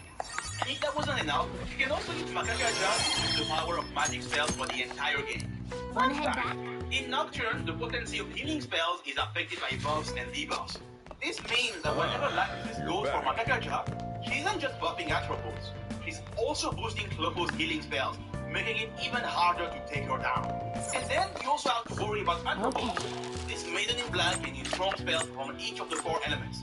I tried as hard as I could, but in the end, I was unable to break through their formation. While losing was unsatisfying, my many failures against the trio gave me valuable information about them. Out of the 3 sisters, Clovo is the most important one to take down because her healing prevents me from making any progress. What makes this difficult to do is Atropos' offense. The best way to fix this is to block our elemental spells, and this is where the null skills come in handy. With that figured out, I grabbed null eyes from Miasma, null force from Ifumi, and equipped Getunas to drain fire. Immediately at the start of the fight, I used Warcry twice to bring their magic attack down to -4. This is important because it drastically decreases the power of Clovo's healing. This might be some time, and I can use this opportunity to use focus and go for divine shots. My first shot didn't crit, but my second one did, and thanks to that, my third focus boosted divine shot was enough to take out the most annoying sister. With Clovo gone, this fight becomes a lot more manageable. I can slowly whittle down Lactices until she's gone, and once that's done, it's just a matter of time until Atropos spikes the dust. This is it. As a reward for my newest victory, I obtained the Magatama Gem, and this bug will allow me to learn buffing spells. The sisters are gone, so I can rescue the teacher. Now there's a little something I need to take care of. Inside the Ikebukuro tunnel, there are 4 Onis that I can defeat to claim another Magatama. First one is Bucky, and it's really easy. You block force, and then you cheese him with hot breath. The second one is Saki, and it's really easy. You block ice, and then you cheese him with hellfire. The third one is Kiki, and it's really difficult, so I'm gonna forget about this guy until I'm stronger. I meet up with Injury, and it's time to go back inside the Amala network for the second time. Yay! Unfortunately, that stupid Spectre is still alive somehow, and it's ready for a round 2. The gimmick of this fight is that the Spectres know Megiddo, but they can't use it yet. They need MP for that, so they will repeatedly spam Mana Drain and then use the move. If you make sure you don't have MP, the Spectres won't be able to cast a scary move at all. These idiots will keep spamming Mana Drain even if they get nothing out of it, so you can just use this opportunity to easily finish them off one by one. I wonder how Jean Girl is doing right now. And she has gone crazy. Great. Okay, let's get to work. Come on, Joker. Not only did you defeat my subordinates, but you single-handedly set them free.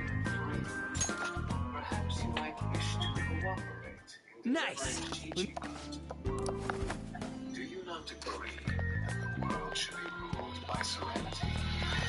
Unfortunately for you, you are maidenless.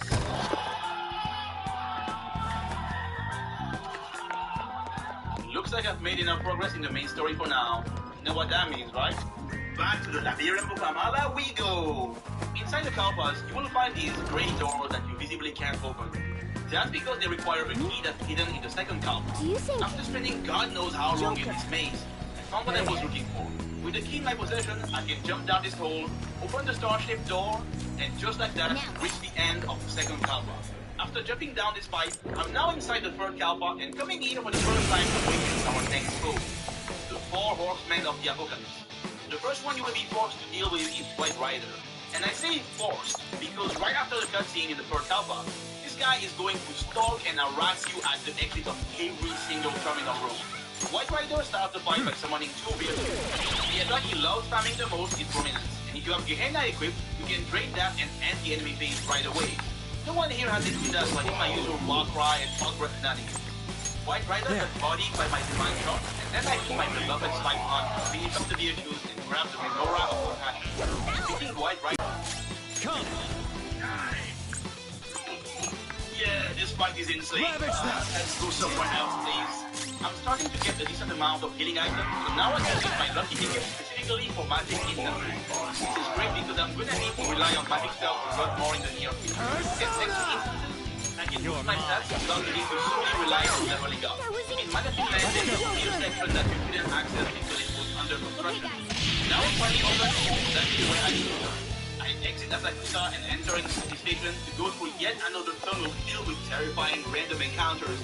And once I'm out of here, I can get inside Yoyogi Park from the second entrance. After finishing level 52, I learned the initial blast from the Yampa, and I also done the end of the dungeon. It's time to defeat Sakahagi. Before I get a chance to do that, I have to defeat Pokemon, which just so happens to be my favorite demon in the entire series, Kiri Mekala. If you've never seen this demon before, allow me to show you what Kiri is known for. Persona! Yeah, Kiri Mekala does physical attacks back at you, so you can't use it. In typical Naruto fashion, this guy has no weakness. Your only way to deal damage to this demon is with spells. This is exactly why I started pumping my magic stats, but we have a problem. This fight is brutal. If you check the top right corner, it looks like Kiri only has 2 press turns, but that's a lie.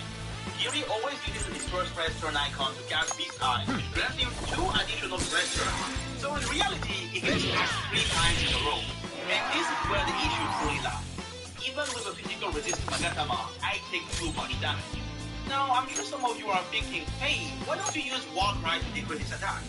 That's a valid question, but unfortunately, Kiri Mekala's AI is coded to use Dekunda as soon as it detects any kind of threat. Without the ability to decrease his attack, I am forced to heal myself every turn until it deals too much damage. I can't think of a good strategy to tackle this boss, so for the time being, let's do something else. Something that I find pretty funny in this city is that there is a Dekarabia who's apparently supposed to meet with 4 names. You know, that same 4 names we defeated in the medical center? Alright! Yeah, if you tell Dekarabia that you slaughtered his body, he won't believe you. Legends say that to this day, Dekarabia is still waiting for 4 names. I like how in SMP5, Dekarabia and 4 names have a special dialogue, and they actually reference this little storyline from Nocturne. It's a really nice touch. Now, the main reason behind my return to Shibuya is because there's actually a hidden boss fight in this town. Instead of describing this scene, I'm just going to show it to you. Damn it, damn it, damn it. I'm tired of everyone dunking on us just because we're managers. You know what? We're about to hit them with the longest, strongest, wrongest demon of them all. Hell yeah, we are. It's payback time, suckers. I don't know the details. They say this guy is an absolute unit. And if Mara really is that magnificent, then fuck it up and whip him out already.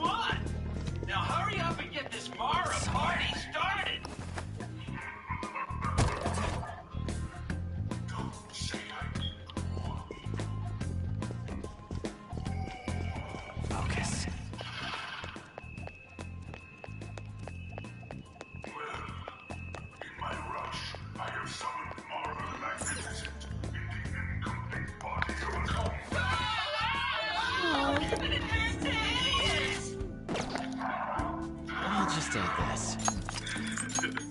In case you're confused, this is what Mara is supposed to look like. Oh, sorry, I meant like this. Makes a lot more sense now, don't you think? Unfortunately for Mara, he got the short end of the stick in Nocturne, but it's okay because we all come in different shapes and sizes. Mara has one gimmick. If you damage this blob, he will always cast the Arahan to fully heal himself. So realistically speaking, you have two ways to beat this boss. You can either let him run out of MP to make sure he can't use the Arahan anymore, or you one-shot him. With only one press turn, it's pretty difficult to one-shot Mara, but fortunately for me, there is another way. Once you deal enough damage to Mara, you will reach the dialogue prompt. After that, Mara is guaranteed to use Dismal Tune and then the Arahan. He will always use Dismal Tune first, and that's a curse attack. So if I equip the Jet Magatama to null curse, I can guarantee that Mara's turn will end, preventing the blob from using the Arahan. So instead of being forced to one-shot this guy, I can try to two-shot him. So here is the strat. After surviving Mara's rampage at the start of the fight, you fully debuff him. This will make it easier to penetrate his defenses. Next, you gotta pump out more damage. The vigorous bursts of your divine shots will result in an explosive climax, forcing the blob to submit. Yeah. And just like that, I managed to obtain the Mock Spell Magatama. This fight was really fun, but alas, we must return to the Elephant Conundrum. Here Mekala completely shuts me down. I can't use Divine Shot because he repels physical. I can't use debuffs because he will immediately remove them. And he has 3 actions per turn, making it impossible for me to do anything except healing myself. So you're probably wondering, how is he going to beat this boss? Well, I'm glad you asked, because I just realized that one specific skill in particular was perfect for this exact situation. That skill is Sukukaja, and it's a buff that raises my evasion and accuracy. Giri Mekala can remove debuffs, but he cannot do the same with buffs. So by clicking Sukukaja 4 times in a row, I can max out my evasion, and this makes it extremely easy to dodge whatever Giri Mekala tries to do. I don't have to heal myself all the time anymore, so I can actually use Glacial Blast to deal damage. With such a hard-hitting spell and my evasion cheese, the elephant goes down, but the fight isn't over just yet because I have to fight Sakahagi right after the demon falls. You're one hell of a monster. I used all that Matsuri to summon that demon, and look what happened! Enough of this. Anyone who gets in my way... I have enough cash now, so I can purchase Kamurogi. This Magatama is really good because it will allow me to learn one of the best physical skills for this run. You will see what I mean later. It's time for the Southie run back against Kinky. Kinky is a certified Nocturne tryhard. He can buff, he can debuff, and he hits really hard with physical attacks. Seriously? It's a pretty difficult fight, but this time I am better equipped, and Glacial Blast is more than enough to get the job done. With the 3 Onis out of the way, I can finally fight the most dangerous member of the 7, Black Noir. This boss can create fake copies of himself. If you don't know how the fight works, it's kinda tough, but there's actually a way to tell which one is the real deal. As long as you start the fight when the Kagutsuchi phase is you will be able to see a shadow beneath the real Black Noir. Outside of that, on paper, this boss was pretty free. His 2 physical attacks are Stasis Blade and Dark Sword, really hard-hitting moves with low accuracy. Black Noir doesn't have Dekaja, so I can raise my evasion, and that should make it impossible for his big attacks to hit me. Okay, so there is something I want you to keep in mind. The description of Stasis Blade and Dark Sword state that both attacks have low accuracy. Low accuracy. But if this is indeed true, how do you explain this?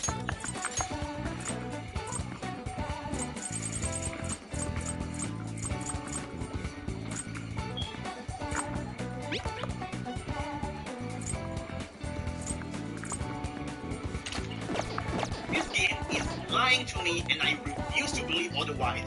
There is no way in hell an attack with low accuracy could hit me that often. Like how? How is he hitting me here? I'm at +4 evasion, bro. Huh? I was trying to write something interesting for this section in the script, but you know what? No, I refuse to do that. Your life is nothing. You serve 0 purpose. You should treat yourself now. With the boss gone, I can enter inside this room and grab Murakumo, another pretty useful physical resist Magatama. Hey, so I have a favor to ask. Between you and me, let's pretend that this never happened. We will never talk about the Black Noir incident ever again. Sounds good? Sounds good. You go back to to the Kabukicho prison, you'll find a new boss waiting for you there, Black Frost. And this guy is, the fight itself is actually not that difficult. Black Frost will spam ice attack and try to one-shot you with Mamodoom. Now, what really makes this fight tedious is the stupid amount of resistances Black Frost has. He has an incredibly high resistance physical attack, so you can forget about using that. Also, he drains ice, he nullifies fire. Oh, and let's not forget Nocturne's trademark. No weakness. Realistically speaking, I can only use a leg or force to deal damage. I don't have those spells available right now, so I have to shut Force Stone that this boss until he dies. And since I don't have any way to block Dark, at any point during the fight, if this clown gets lucky, he can just one-shot me, and then I have to restart the entire thing all over again. Black Frost, you have committed the greatest sin a boss can do in a challenge run. You're not fun, you're not challenging, you are boring. And I have only one thing left to say to the likes of you. Judgment has come to you.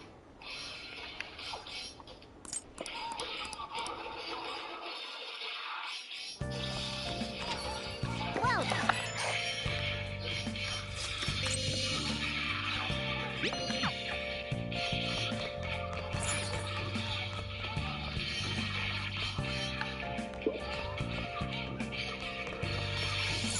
Oh, you want to do it?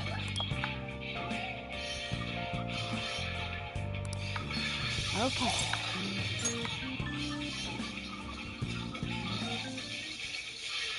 Yes! Nice going!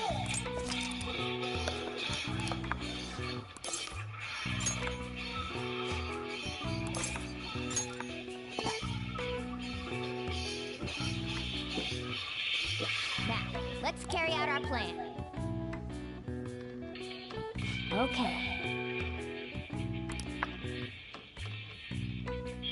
And there you go, Black Frost is no more, and this allows me to grab the Makatama Satan. This time, Idri gets sucked into the Amala drum, which means that we have to go back to the Amala network for a third time. Alright. And guess who's waiting for us there? Yup, it's our good old buddy Spectre, who's ready for round 3. I don't know why it's spinning twice here, but I find that pretty funny. So the third Spectre fight is pretty difficult. You have to deal with 6 of them, and this time the Spectres have a new trick up their sleeves. If they get too low, they will use Last Resort to self-destruct and deal a lot of damage to you. And whenever that happens, one of the remaining Spectres will use Gathering to summon a new one. These guys resist every form of magic, so physical is the way to go here. When you take all of these things into account, it means that the best way to deal with this fight is to use an AoE physical attack and kill all the Spectres in one fell swoop, which is easier said than done. I simply cannot deal enough damage to take out every Spectre at once. As I kept dying to these guys, I started asking myself a question. Can the Spectres resummon infinitely? Well, there is only one way to find out. I need to keep killing a Spectre every time it gets summoned and see if eventually something happens. There can only be 6 Spectres on the field, so as long as I focus on one of them, I only have one enemy to worry about. And so I kept one-shotting the Spectre until I saw something very interesting. If the battle lasts long enough, eventually all the remaining Spectres will explode at the same time. Unfortunately for them, they were all at -4 accuracy, so Demifin just dodged every single explosion, and I was able to finish off the last Spectre with a powerful Divine Charm. Thankfully, this is the last time we will ever have to deal with the Amala network.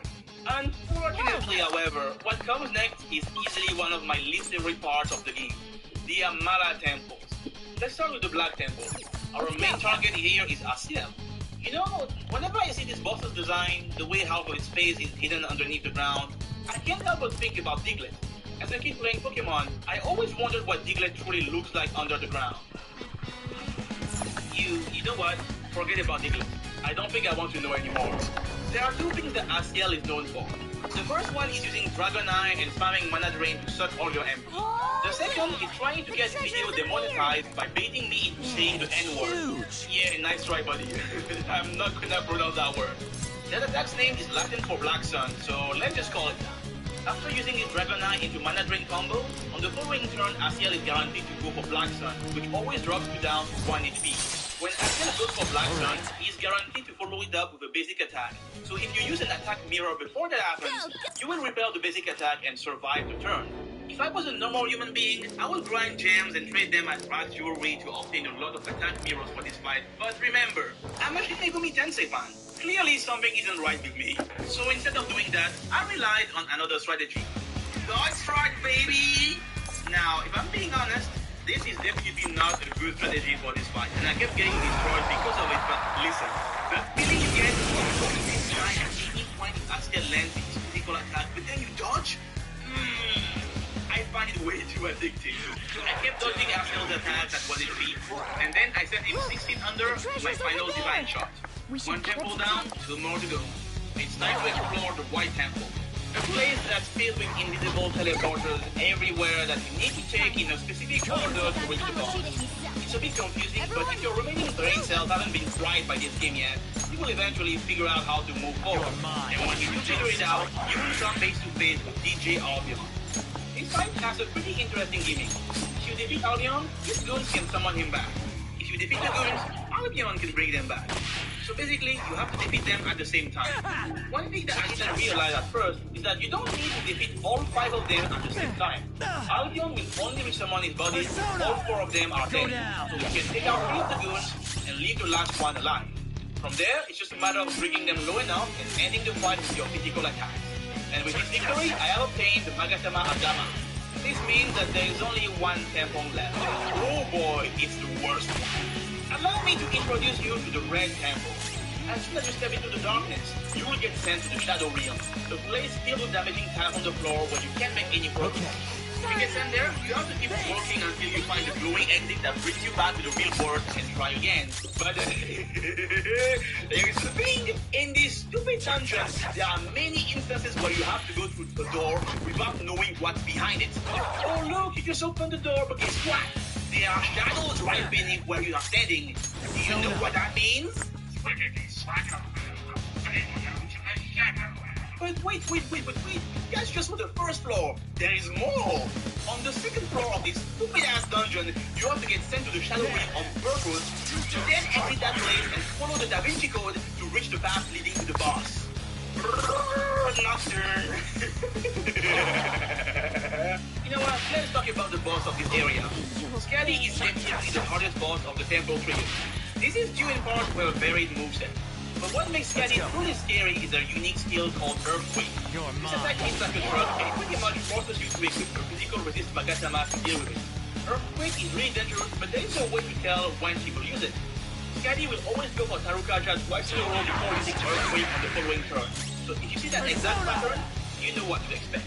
It's a really demanding fight where you have to constantly keep running tech with your keyballs, but as long as you manage to do that, victory will be yours. With the third temple completed, I can enter inside the inverted pyramid. Isamu drops Hijiri into the full aid and sacrifices him to summon his god. No.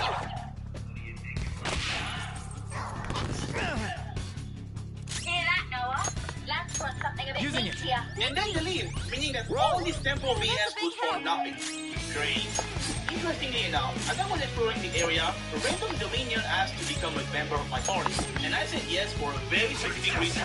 This will make more sense later. I don't plan to use this guy in combat, so he's gonna chill in the back with Jixie for the time being. I knew this day would come. To go back to Asakusa right now, I think the state that the city is silent. Once you go to that hero, you will understand why. Jean Girl and her forces are raiding the place, leaving nothing but destruction in their path for comfort. We have officially reached the saddest part of the game for me. You know what's messed up about this dungeon? Some of the random encounters are mannequins in them, and I really don't want to fight these guys. Alas, I can't flee from fights.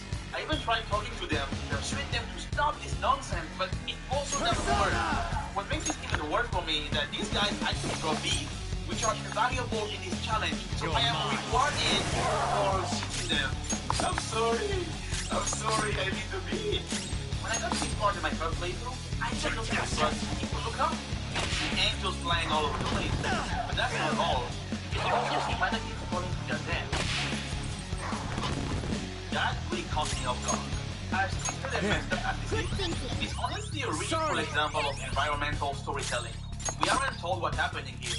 It's shown to us, and it makes this section of the game a lot more impactful for me. At the end of the dungeon, we find Chiaki with Futomimi, and it's here that you get the second boss. If you Simultaneously, will fight Futomimi. If you disagree with her, you will end up fighting the Archangel Trade. Alright. Out of the two fights, Futomimi is definitely the easier one, so considering the time of trial I'm doing right now, siding with Chiaki is the most logical thing.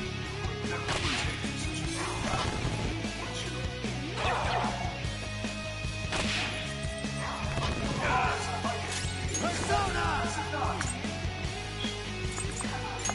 Ravage now!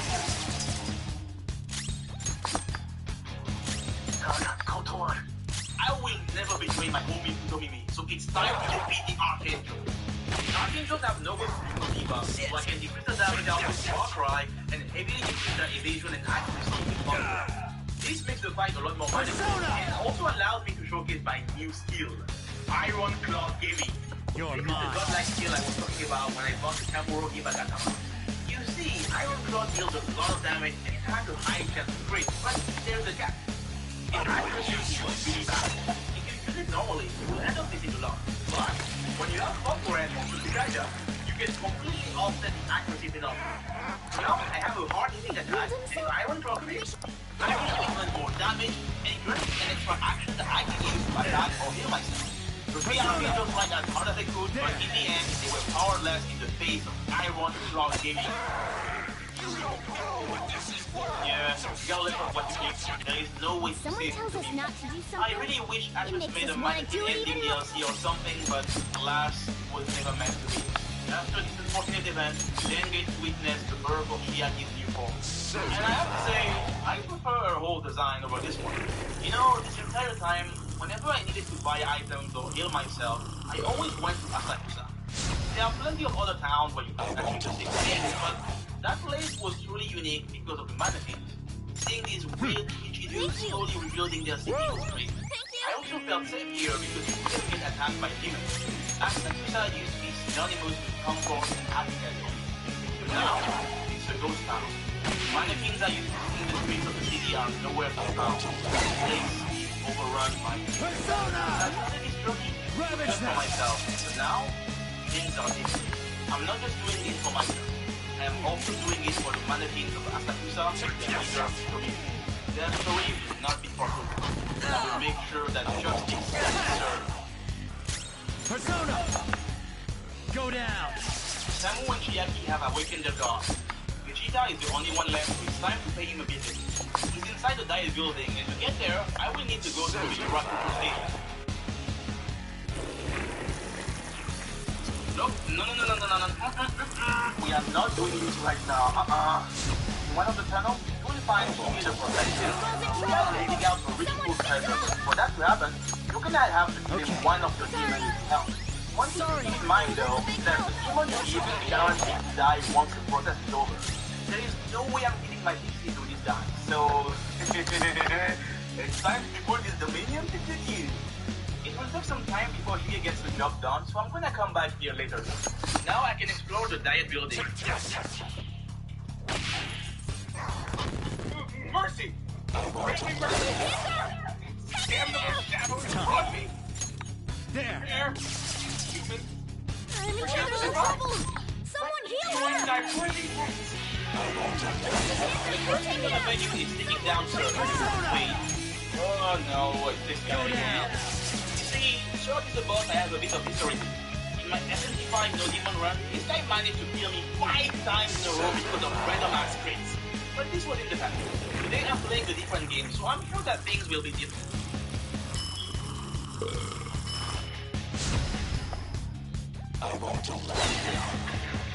As for tradition, Short is easy until he isn't.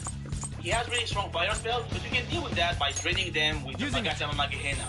The real issue is when he decides to use physical moves, but too bad for him, I have the Dog Strike, baby! Obviously, since this is Nocturne, this guy doesn't have a weakness, but it's not a problem because Glacial Blast is powered by Ice Boost, all you need to take care of Clown. With Short gone, you can finally explore the place. The Diet building is easily one of my favorite dungeons. As you keep going, various bosses will try to halt your progress by tricking you with optical illusion. Okay. It's pretty neat. I made sure to reach level 66, and now I'm ready to face Mada. Mada is one of those bosses who always starts the fight by attacking first, so, you know, that's fun. Intoxicate is his favorite move, and it's usually the most annoying part of the fight. If he hits you with it, you're not confused and you can just waste your turn by doing something stupid like dropping your maca while he keeps pummeling you. This clearly wasn't going to work, so I reloaded my save, and before leveling up, I equipped more Akumo to learn Null Mind. This passive skill blocks Panic, Charm, and Sleep. It's exactly what I needed, and it makes the mana fight better. From time to time, this boss will summon the Pazuzu, who can use the diorama to kill the squad. Now, you might think that I despise Pazuzu, but it's actually quite the opposite. Mana doesn't have any weaknesses, but he is weak to ice, that just so happens to have Glacial Blast. So whenever I click this move, I get to one-shot Pazuzu, deal damage to Mada, and I also get asked again because I hit a weakness. This improved my DPS, and after getting rid of the Pazuzu for the second time, Mada fell for good. Another win under my belt, I felt really confident, so I decided to go back to the Underpass to challenge Red Rider. Oh my god! This fight is hell! Red Rider always starts the fight by summoning 2 powers, and these guys are going to spam Karukaja until their attack is done. This is pretty bad because most of attack means that they will deal double damage to you. And then there is Red Rider.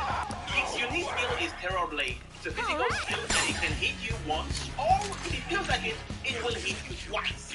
But wait, there is more! You also have the elect move Volt Storm, as well as the force attack Wind Cutter for coverage. And these spells hit hard. Now, you might be thinking that the answer is to debuff these guys, but no. Red Rider has the cooldown, so you can bring them into the negative. Even if you don't debuff, the power can just make Karukaja break the physical attack again. In this fight, there is only one viable strategy. Dodge tanking. I have to somehow manage to max out my evasion and raid the ice dodge, and man, this is not working. This fight is you rush, and there is no way around it. If you don't dodge, you die. If they get a crit, you die. If the power stuns you with guillotine, you die. If one low and Terror Blade hits you twice, you die. If the amount from the power lands, you die. It has reached the point where I have to attack with reckless abandon and hope that I dodge both attacks. Iron Claw Gaming truly shines in this fight. I kept critting and eventually, my third crit, I finally managed to defeat Red Rider, and I slide punch his goons to seal the deal. Another fiend bites to dust, and I obtain the Menorah of Insight. Speaking of fiends, it's time to find the one residing in your form, Mother Harla. I gotta say, I like the thing she does with her jaws. You know, the Mother Harla repels critical, so it's a fight where you need to use magic attacks. One thing that makes her unique is that her magic attack hits you 7 times. This might not look scary at first, but let me tell you, if she goes for focus, the damage racks up pretty fast. The Harlot also has an attack called Beast Roar, and heals her by 10% of her max HP. She has 5k in total, so every Beast Roar is going to give her 500 HP per fight. This will put pressure on you because now you have to out-damage her healing in order to win. Karukaja and Null Mind are 2 very important skills for this fight. Null Mind blocks her dangerous attack death blocks, and with Sugu, I'm more likely to dodge, which means that I can focus on the offense. It took me a couple of tries, but thanks to these 2 skills, I got more opportunities to click Glacial Blast, and eventually, Mother Harlock tasted the pleasure of death. After that fight, I decided to meet Shige again, and he finally finished digging the tunnel. You can grab some pretty decent rewards in here, and Shige will then give you the Kimon Stone. This is what I was looking for. This item, I can go to the shrine near Asakusa and open the sealed door to fight Bishamon. In his current state, Bishamon isn't too difficult. He hits hard, but as long as you have Glacial Blast to hit the weakness, the fight shouldn't take too long. What do we do? As a reward for beating him, you get the Magatama Gundari. If it feels like I went over this fight quickly, it's because this is just round 1. You get to fight him again later and... Never mind. I will talk about it once we get there. After that, I learned Volt Storm from Adama, and I went back to the dice building to challenge Boss. Oh boy, here we go. It's time for the meme. Yes, King Kamushida. So alongside Matador, Boss is probably one of the most infamous monsters in the game. On paper, it looks pretty straightforward fun. For the first time in like forever, the main boss is an actual persona. So, what's the deal with Boss? Well, you see, our Comet and Joyo over here is quite... Let's go. Many bosses in this game can use moves like P5R and Dragonite to grant themselves all Western icons. These moves are really powerful, but they have a limitation in place to prevent bosses from spamming them. This is true for most bosses. However, these limitations limitations don't apply to mod victims. You see, this guy is just built different. For whatever reason, mod can use beast type more than mod, and technically, if he really feels like it, he can just keep doing that for a while. This boss can single-handedly change the way the game works. It becomes a turn-based JRPG, except you never get your turn. No, now that I think about it, this is probably how it feels to be on the receiving end of a chain attack in single mechanical string. Now, I really wish I had a funny story to tell you about how this fight went, like how Mark used this eye 69 times in a row, but that didn't happen. I kept dodging and clicking Voltstorm, and then he died. Up next comes Mitra, and this boss had a simple plan. Spamming instant heal until you die. And the way to deal with this one is also fairly simple. Equip an automatic null down, learn null life from Nirvana, and then convert. Now he has no way to one-shot you, and you can finish him off with Iron Claw Game. Not doing any further things, and leveled up null turn. The skill that blocks down and back. Once that was done, I tried Vegeta again, and I had to beat these Pokemon. Sniper, Straight Right. Sniper has a unique move called Dodge Surge, that gives a random element on you. Fortunately for me, no mind and no nerve, I can pretty much guarantee that it won't hit me. This boss also has Retaliate, which is a stronger version of Counter. You might think that using critical attacks is a bad idea because of Retaliate, but it's still the way to go here. Magic spells like Glacial Blast deal 0 damage. Meanwhile, Iron Claw Gaming deals a lot of damage naturally. I can feel myself if needed, or go for focus. This move is absolutely fantastic, and after landing crit after crits, I managed to send Slifer to the Shadow Realm. With enough Bagatsuki in his possession, Vegeta managed to summon his god, Arsene, and this is easily one of the best demon designs I've ever seen in this series. Now that the three gods have put themselves, I can open the path to the final dungeon, but I won't be setting foot in that place just yet. You see, once you enter inside that tower, the game locks you into an ending, and in order to get the true demon ending, I have to beat the Labyrinth of Amala first. Means that there is only one thing left. Time to go fiend hunting. I went back to the vehicle center to my Black Rider, and that fight was surprisingly easy. I equipped Magatama's Dual Curves, gave him a taste of my Iron Claw Gaming, and grabbed my reward. The Minoras obtained from the 3 riders after the third Kalpa has been unlocked. This Kalpa has one of the wildest segments I've ever seen in a JRPG. Let me show you what I mean. Look over at all the others, or let's steal the train. There's our star of the show. This game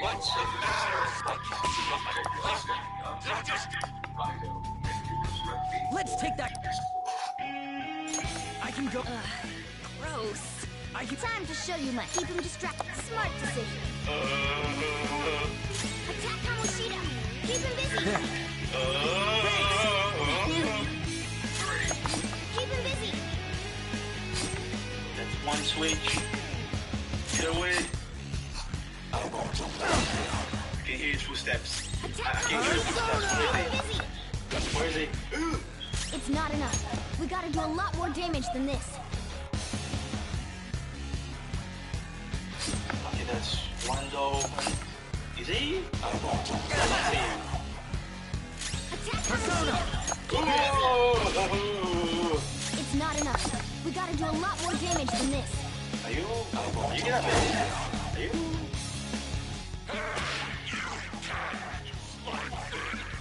What a blunder I... Is he? You have to attack more and draw his attention. Stop trying. Run! Run, Demi! Run! Yes, the exit. Yes, let's go. I want to live. Let's... Gross. Time, keep him distracted. Yep. Run, Demi-Fiend! Run! Let's go. Kamoshida. Keep him busy. Okay, I have it now. It's not enough. We gotta do a lot more damage than this. Yes! Let's go! Are you okay? Freedom! Attack Kamoshida. Keep him busy.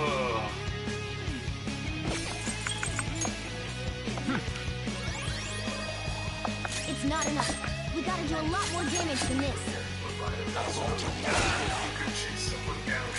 Persona! Keep him busy. You're mine. It's It's not enough. We gotta do a lot more damage than this. Slip away. Attack Kamoshida! Go Off down. my revenge, Raido. It's not enough. We gotta do a lot more damage than this. Alright, super! Very.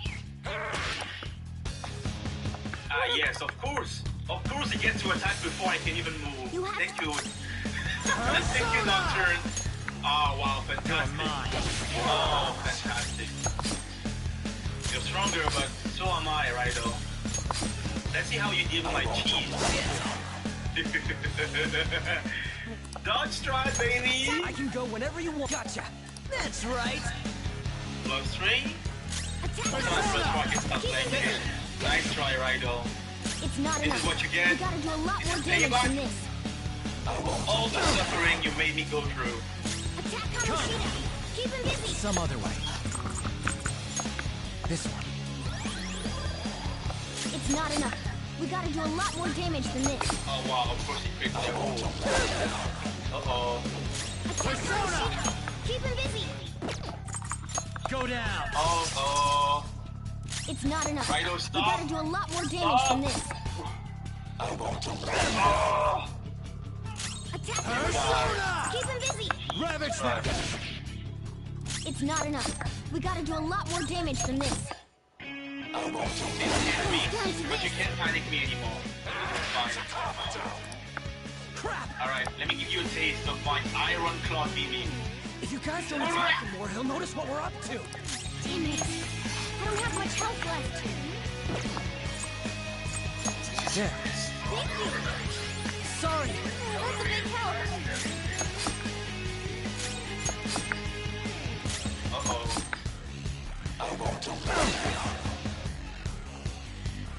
Let's steal that. Oh, let's go. Go down. He's almost dead. Let's steal.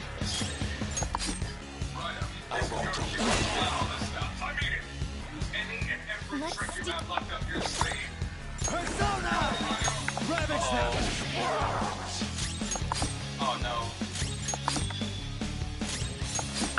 Oh, Jesus Christ. Joker, are you okay? Let's take that crown from him. Oh. I just need Joker, one. you're hurt. Don't get reckless now. No, I think I can kill him right now. Die, Raido! Let's go! Iron Claw Gaming! Yeah! Man, I can't remember the last time we just achieved I can go whenever you want. feel like this. After dealing with Raido's fun minigame, I got my daily dose of lore from the lady in black and officially completed Keep Earth him House. busy. The next piece I need to deal with is the leader of the 4-off and of the Not enough. Apocalypse. We gotta do a lot more damage than This this. is easily one of the most cancerous boss fights in this challenge run. The Rider started fight by summoning two Loas and these guys It's not suck. enough. We gotta They do can a lot more transfer damage it than if this. it lands, you will die. And wait, it gets even better. The Loas can explode and do a lot of damage, and for whatever reason, their Rider gets killed by that attack. And you shouldn't have done it 10 seconds. But everything I did so far pales in comparison to the most stupid, It's not enough. idiotic, We gotta and do a lot more damage than this. John can use. The ability drops all your attacks by one thing, so whenever they use it, my attack, defense, accuracy, It's as not well as enough. evasion We gotta all do a go lot down more to damage than -1. this. Now, some of you might be wondering, why don't you just use the Kunda to remove the debuffs there? This is where things get interesting, guys. You see, in this game, Demi-Bean has no way to learn the Kunda. This wouldn't be a problem if there was an item that you could use to remove debuffs, but that also doesn't exist. For some reason, Atlas, in their infinite wisdom, decided to place the Kaka stones, but didn't do the same for the Kunda stones. So if the Loas decide to stop the ability, there is nothing I can do. Attacking the Loas is pointless because Veil Rider can infinitely summon them. In order to improve my odds of winning, I did two things. First, I learned the skill No Curves to prevent the Loas from poisoning me. I also got a Drain Eyes, and this skill is very useful for this fight. See, what makes Drain and Repel so amazing is that they don't just take away the enemy's press turns, they completely shut down the enemy phase. Veil Rider has my Bufudan, and he always attacks first. This means that whenever he goes for an ice attack, I can recover HP and end the enemy phase right away, preventing the stupid Loas from attacking. But But even with these things figured out, this absolute dumpster fire of a fight didn't get any easier. I kept dying for hours until finally I got a run where the Loas didn't spam debilitate and Ironclaw Gaming managed to take out Pale Rider. Since I was still in Asakusa, I used this opportunity to visit the collector mannequin to purchase the Magatama Vimana. And I did that specifically because this Magatama has the skill Endure. Endure allows you to survive a lethal attack once, and it's going to be extremely important for the upcoming boss fight. Also, it's nice to see a mannequin again. After reaching level 80 and learning Endure, I went back to the Yurakusho station and challenged the last fiend, Trumpeter, or as I like to call him, Trump. Nothing could have prepared me for the insanity of this boss fight. Trump has two unique moves, Holy Melody and Evil Melody. Holy Melody is a full HP and MP heal for whoever has the lowest health in terms of percentage. As for Evil Melody, it will instantly kill the party member with the lowest HP percentage. As I'm sure you can tell, I don't have any party members with me, so Evil Melody is a guaranteed one-shot on Demi-Fiend. This is pretty bad, but don't worry, it's about to get worse. Every fourth turn, Trump will alternate between Holy Melody and Evil Melody, and the order is set from the very moment the battle begins. Trump gets to act first, and he always opens with Holy Melody. This means that if you don't manage to defeat him in 4 turns, he will use Evil Melody and you will automatically lose. That being said, there is a way to cheat death, and it's with the skill Endure. It works on Evil Melody, which means that you can survive the 4th turn. Thing is, it only works once, and on turn 12, he will use Evil Melody for the 2nd time. So in order to win, you must defeat Trumpeter before the 2nd Evil Melody comes out. Because the battle is scripted, this exact scenario is guaranteed to happen every time. This means that you have 12 turns to deal 11 hit damage. If you fail, you are dead. This mechanic turns the boss fight into a sweaty DPS race. Without any way to buff my attack or debuff my opponent's defense, I had to rely on the only thing that could save me, critical hits. It took me many hours, but after getting killed 37 times in a row, I finally got the attempt I was looking for. Come on, come on, come on, come on. This is it. This is the turn. This is my last turn to kill it. Come on. Yes! Yes! Yes! I did it! Okay, let's explore the 4th Kalpa. Great. We are doing this again, huh? Further into the dungeon, you will find a corridor which can lead you to various places based on the Kagutsu Shite. Going in when it's a new moon leads to Hell's Hall, where a very powerful foe resides.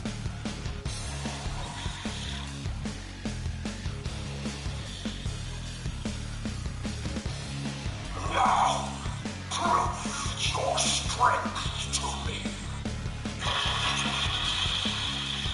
Beelzebub is the tankiest boss I've ever seen so far, and what makes it problematic is the amount of resistances this boss has. Beelzebub resists physical, ice, force, and elect, meaning that attacks from these elements will always deal less damage.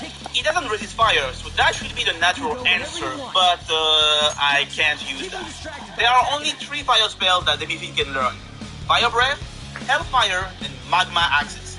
I have already dropped 2 of these spells, so I can't get them anymore. As for Magma Axis, I could learn it, but doing that would force me to learn Fire Drain first, and I simply cannot afford to do that. Which means that my best option is Ironclaw Gaming, and based on how much damage I'm dealing right now, I think you can understand why I said that this boss was tanky. The fight is manageable at the start because you can fully buff yourself and debuff him, but once phase 2 starts, the difficulty slider gets cranked up to 11. Leave it to me. Now Beelzebub can use both Dekaja and Dekunda, but that's not all. He can also use Death Flies, a severe or mighty attack which is guaranteed to kill you if you don't nullify Dark. Fortunately, I knew about this, so I made sure to wait until this fight to learn Null Dark. The biggest issue in this phase is that Beelzebub actively spams Dekunda, making it very difficult to keep any kind of debuff on him for a long time. I wasn't aware of this at the time, but Beelzebub has a hidden mechanic. If he detects that you fully debuffed him, his AI will go berserk and regularly spam Dekunda. And when I say spam, it's to the point where I can sometimes go for Dekunda every time I use Warcry. What I thought was an opening to fully debuff him in phase 1 ended up being a trap, and now the fight is even more difficult. After 21 minutes of struggle, I landed the phase with my Ironclaw Gaming, and that made Beelzebub's idol animation change. You're mine. He was getting weaker, and I was getting closer to finishing line. As if he knew that the end was near, Beelzebub became even more aggressive, with powerful attacks in the cooldown repeatedly. There were many close calls, and this fight became even more nerve-wracking when I knew what needed to be done. So I put all my faith in Iron Claw, and with a final reach, I defeated the giant fruit fly. It's not enough. We gotta do a lot more damage than this.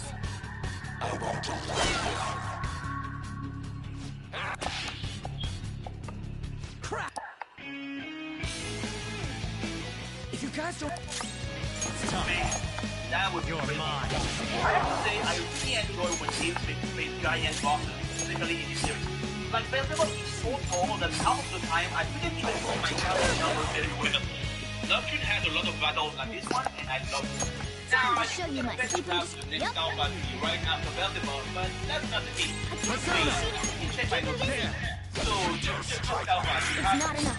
We gotta do a lot more damage than this. The second Alpha is talking about the point of shutting down the whole stuff, and then go to the tutorial end of Alpha, where I read the Alpha and It's not enough. We gotta do a lot more damage than this. I'm going to You're It's not enough. We gotta do a lot more damage than this. Same line for us we fought in the past. This time, instead of fighting you, he'll become your husband. Go down. It's not enough. We gotta do a lot more damage than this. At last, we have finally reached the last floor of this god-forsaken labyrinth. In this Alpha, there are many doors that we need to go through, and each door can only be opened if you have a demon with specific attributes. Using it is mandatory in order to progress, and it's exactly why I let Blackboard join me plus 10.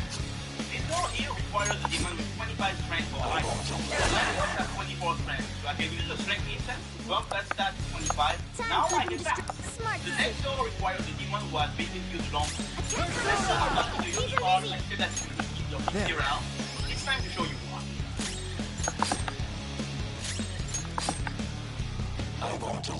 Hey, it's not enough. We gotta do a lot more damage than this.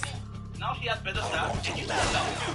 The rest of the doors all require you to use high Keep him busy. She has 30 in all of them. It's not enough. We gotta do a lot more damage than this. This gives me access to both items. It also opens the map to the last boss of Arsene. But before visiting that room, I need to prepare. It's not enough. We gotta do a lot more damage than then I this. leveled up learning skill. I learned Retaliate at level 85, Rapukaja at 87. Now I can counter physical skills, but my defense as well. With my preparation completed, I went back to the Prince Alpha and opened the last door. Okay. Sorry. Thanks. Oh, that's a big help.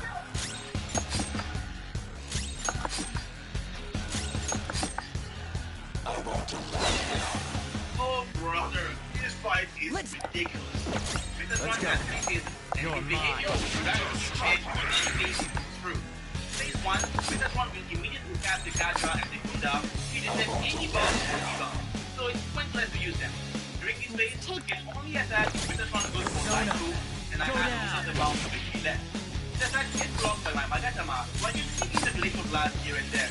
However, he goes for anything else, I am forced to heal after every enemy phase, and rely on the power of our Lord and Savior, Counter.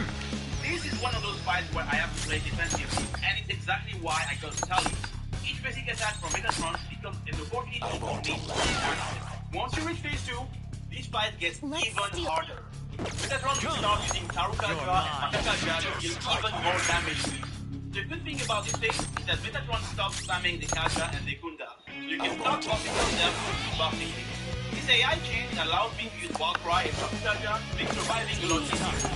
Unfortunately, he gets access to this too. Oh shit, here we go again. Every time he goes for that super move, all my stats get increased, and this is really bad because it means that my accuracy goes down. This is the most debilitating aspect of this spell. Minus 2 accuracy, my Glacial Blast becomes too unreliable to hit Metatron.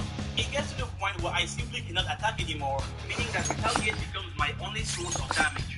And it somehow gets even worse when you reach the third phase. In phase 3, Metatron gets access to his deadliest move. Fire of Sinai can hit you up to 2 times, and this can be the difference between life or death. And just to rub some salt into the wound, you can hear Metatron laughing at you every time he goes for Fire of Sinai. The only way to survive during this phase is to keep Metatron debuffed and use Rakukaja to equal defense at We gotta do a lot more damage than this. Oh no, the most terrifying move outside of the case is usually as long as he is debuffed, he will prioritize the execution, but there is still a chance that he goes for a random Dekaja out of nowhere. Metatron goes for Dekaja, I have somehow survived long enough to debuff myself into the hardest phase of the fight where Metatron can use Fire of Sinai to easily destroy me. I have attempted this fight so many times, each attempt lasting between 35 and 50 minutes, only for Metatron to put me in a terrible situation because he used the Kaja and kept using the Kuja over and over to prevent my debug from doing anything meaningful. And what makes this even more annoying is that there is no shortcut leading back to the boss. The only save point in the labyrinth is right at the very start of the dungeon. So every time I lose, I have to go through the entire jigsaw path again just to have a shot at fighting this guy. You know that moment in the Souls game where you get killed by a boss and then you have to run through the entire area just to finish the fight again? Yeah, we have that in this game too. After dying again, I decided to grind to move from level 87 to 99.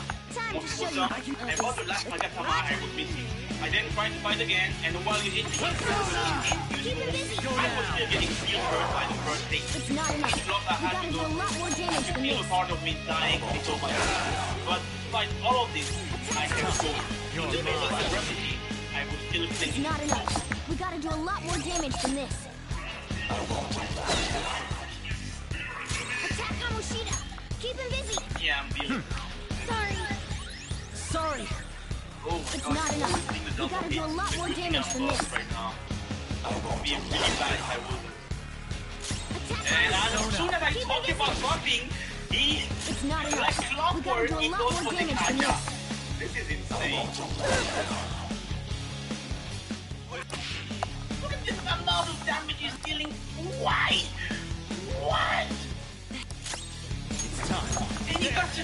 What? He got a crit?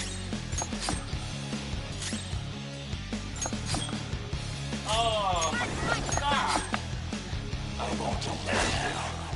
Oh, low HP stance. God have mercy. Is he killing me now? Oh my God, he almost killed me.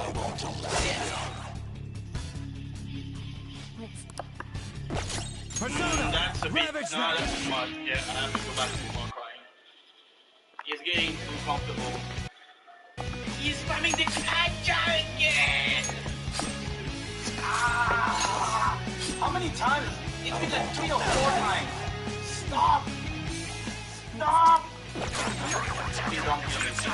Please don't kill me. Oh. Good thing. Get him! No! Yes! Yes! Yes! Yes! He was about to kill me with a crit. Oh my God! Hey, any advice here?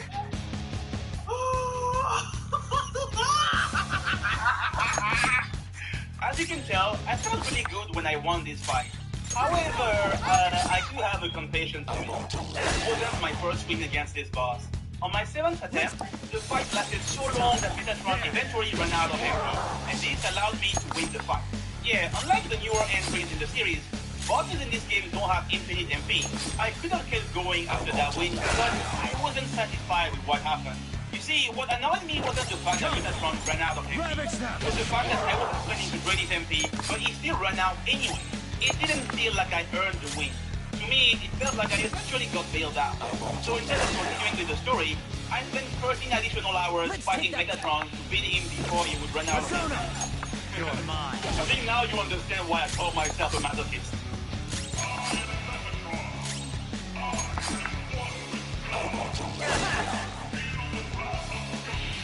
Let's steal. Where is your God? No. Where is your God now? There. After defeating the voice of God, I can go past the boss arena and take the elevator to meet the Lady in Black as well as Lucy at the very bottom of the labyrinth. As a reward for making it this far, Lucy unlocks my full potential. We are now Let's take officially that locked crown in from the him. True Demon ending. After the cutscene, I find myself back within the Professional Center, same place where my journey started. And if you check Marogaran, you can see that what used to be a question mark has been replaced with a This allows your physical attack to ignore all resistances, except for repel. So now my attack can deal full damage against four with resist, null, and absorb physical. It's a really good skill, but it's too early to run it yet. I will do that when the time is right. In front of me lies the power of Akutsushi, final dungeon. It will be painful, it will be difficult, but the struggle must go on. With my determination fully rejuvenated, I entered inside the tower and sealed my fate. Let's take Persona! You're mine.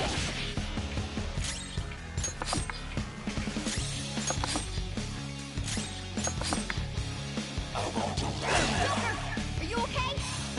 Amuse me with your strength Joker, you're hurt. before Don't get eternal reckless now. silence is upon you. If you do not heed my words, then I shall send you to hell. This is but a game. In the first phase, Arsene will start every turn by forbidding a specific action. Physical attacks are for Okay. If you use the forbidden actions, Arsene will immediately counter with Hell Stall, which is a guaranteed one-shot, so you really need to play along with this game.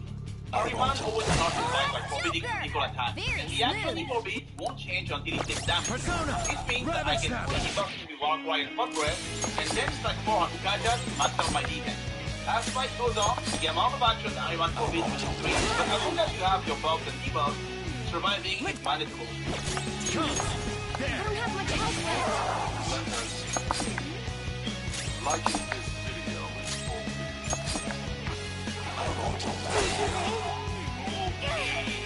That was weird. And eventually, after dealing enough damage, we'll move to the next stage of the fight. Persona. You dare strike me! I want to We are now in phase 2. Arsene is active with a burst of powerful attacks like Migdolion, but the one you really need to watch out for is Apocalypse. It's a scary move, but as long as I can keep my buffs and debuffs, I should be fine. Let's go.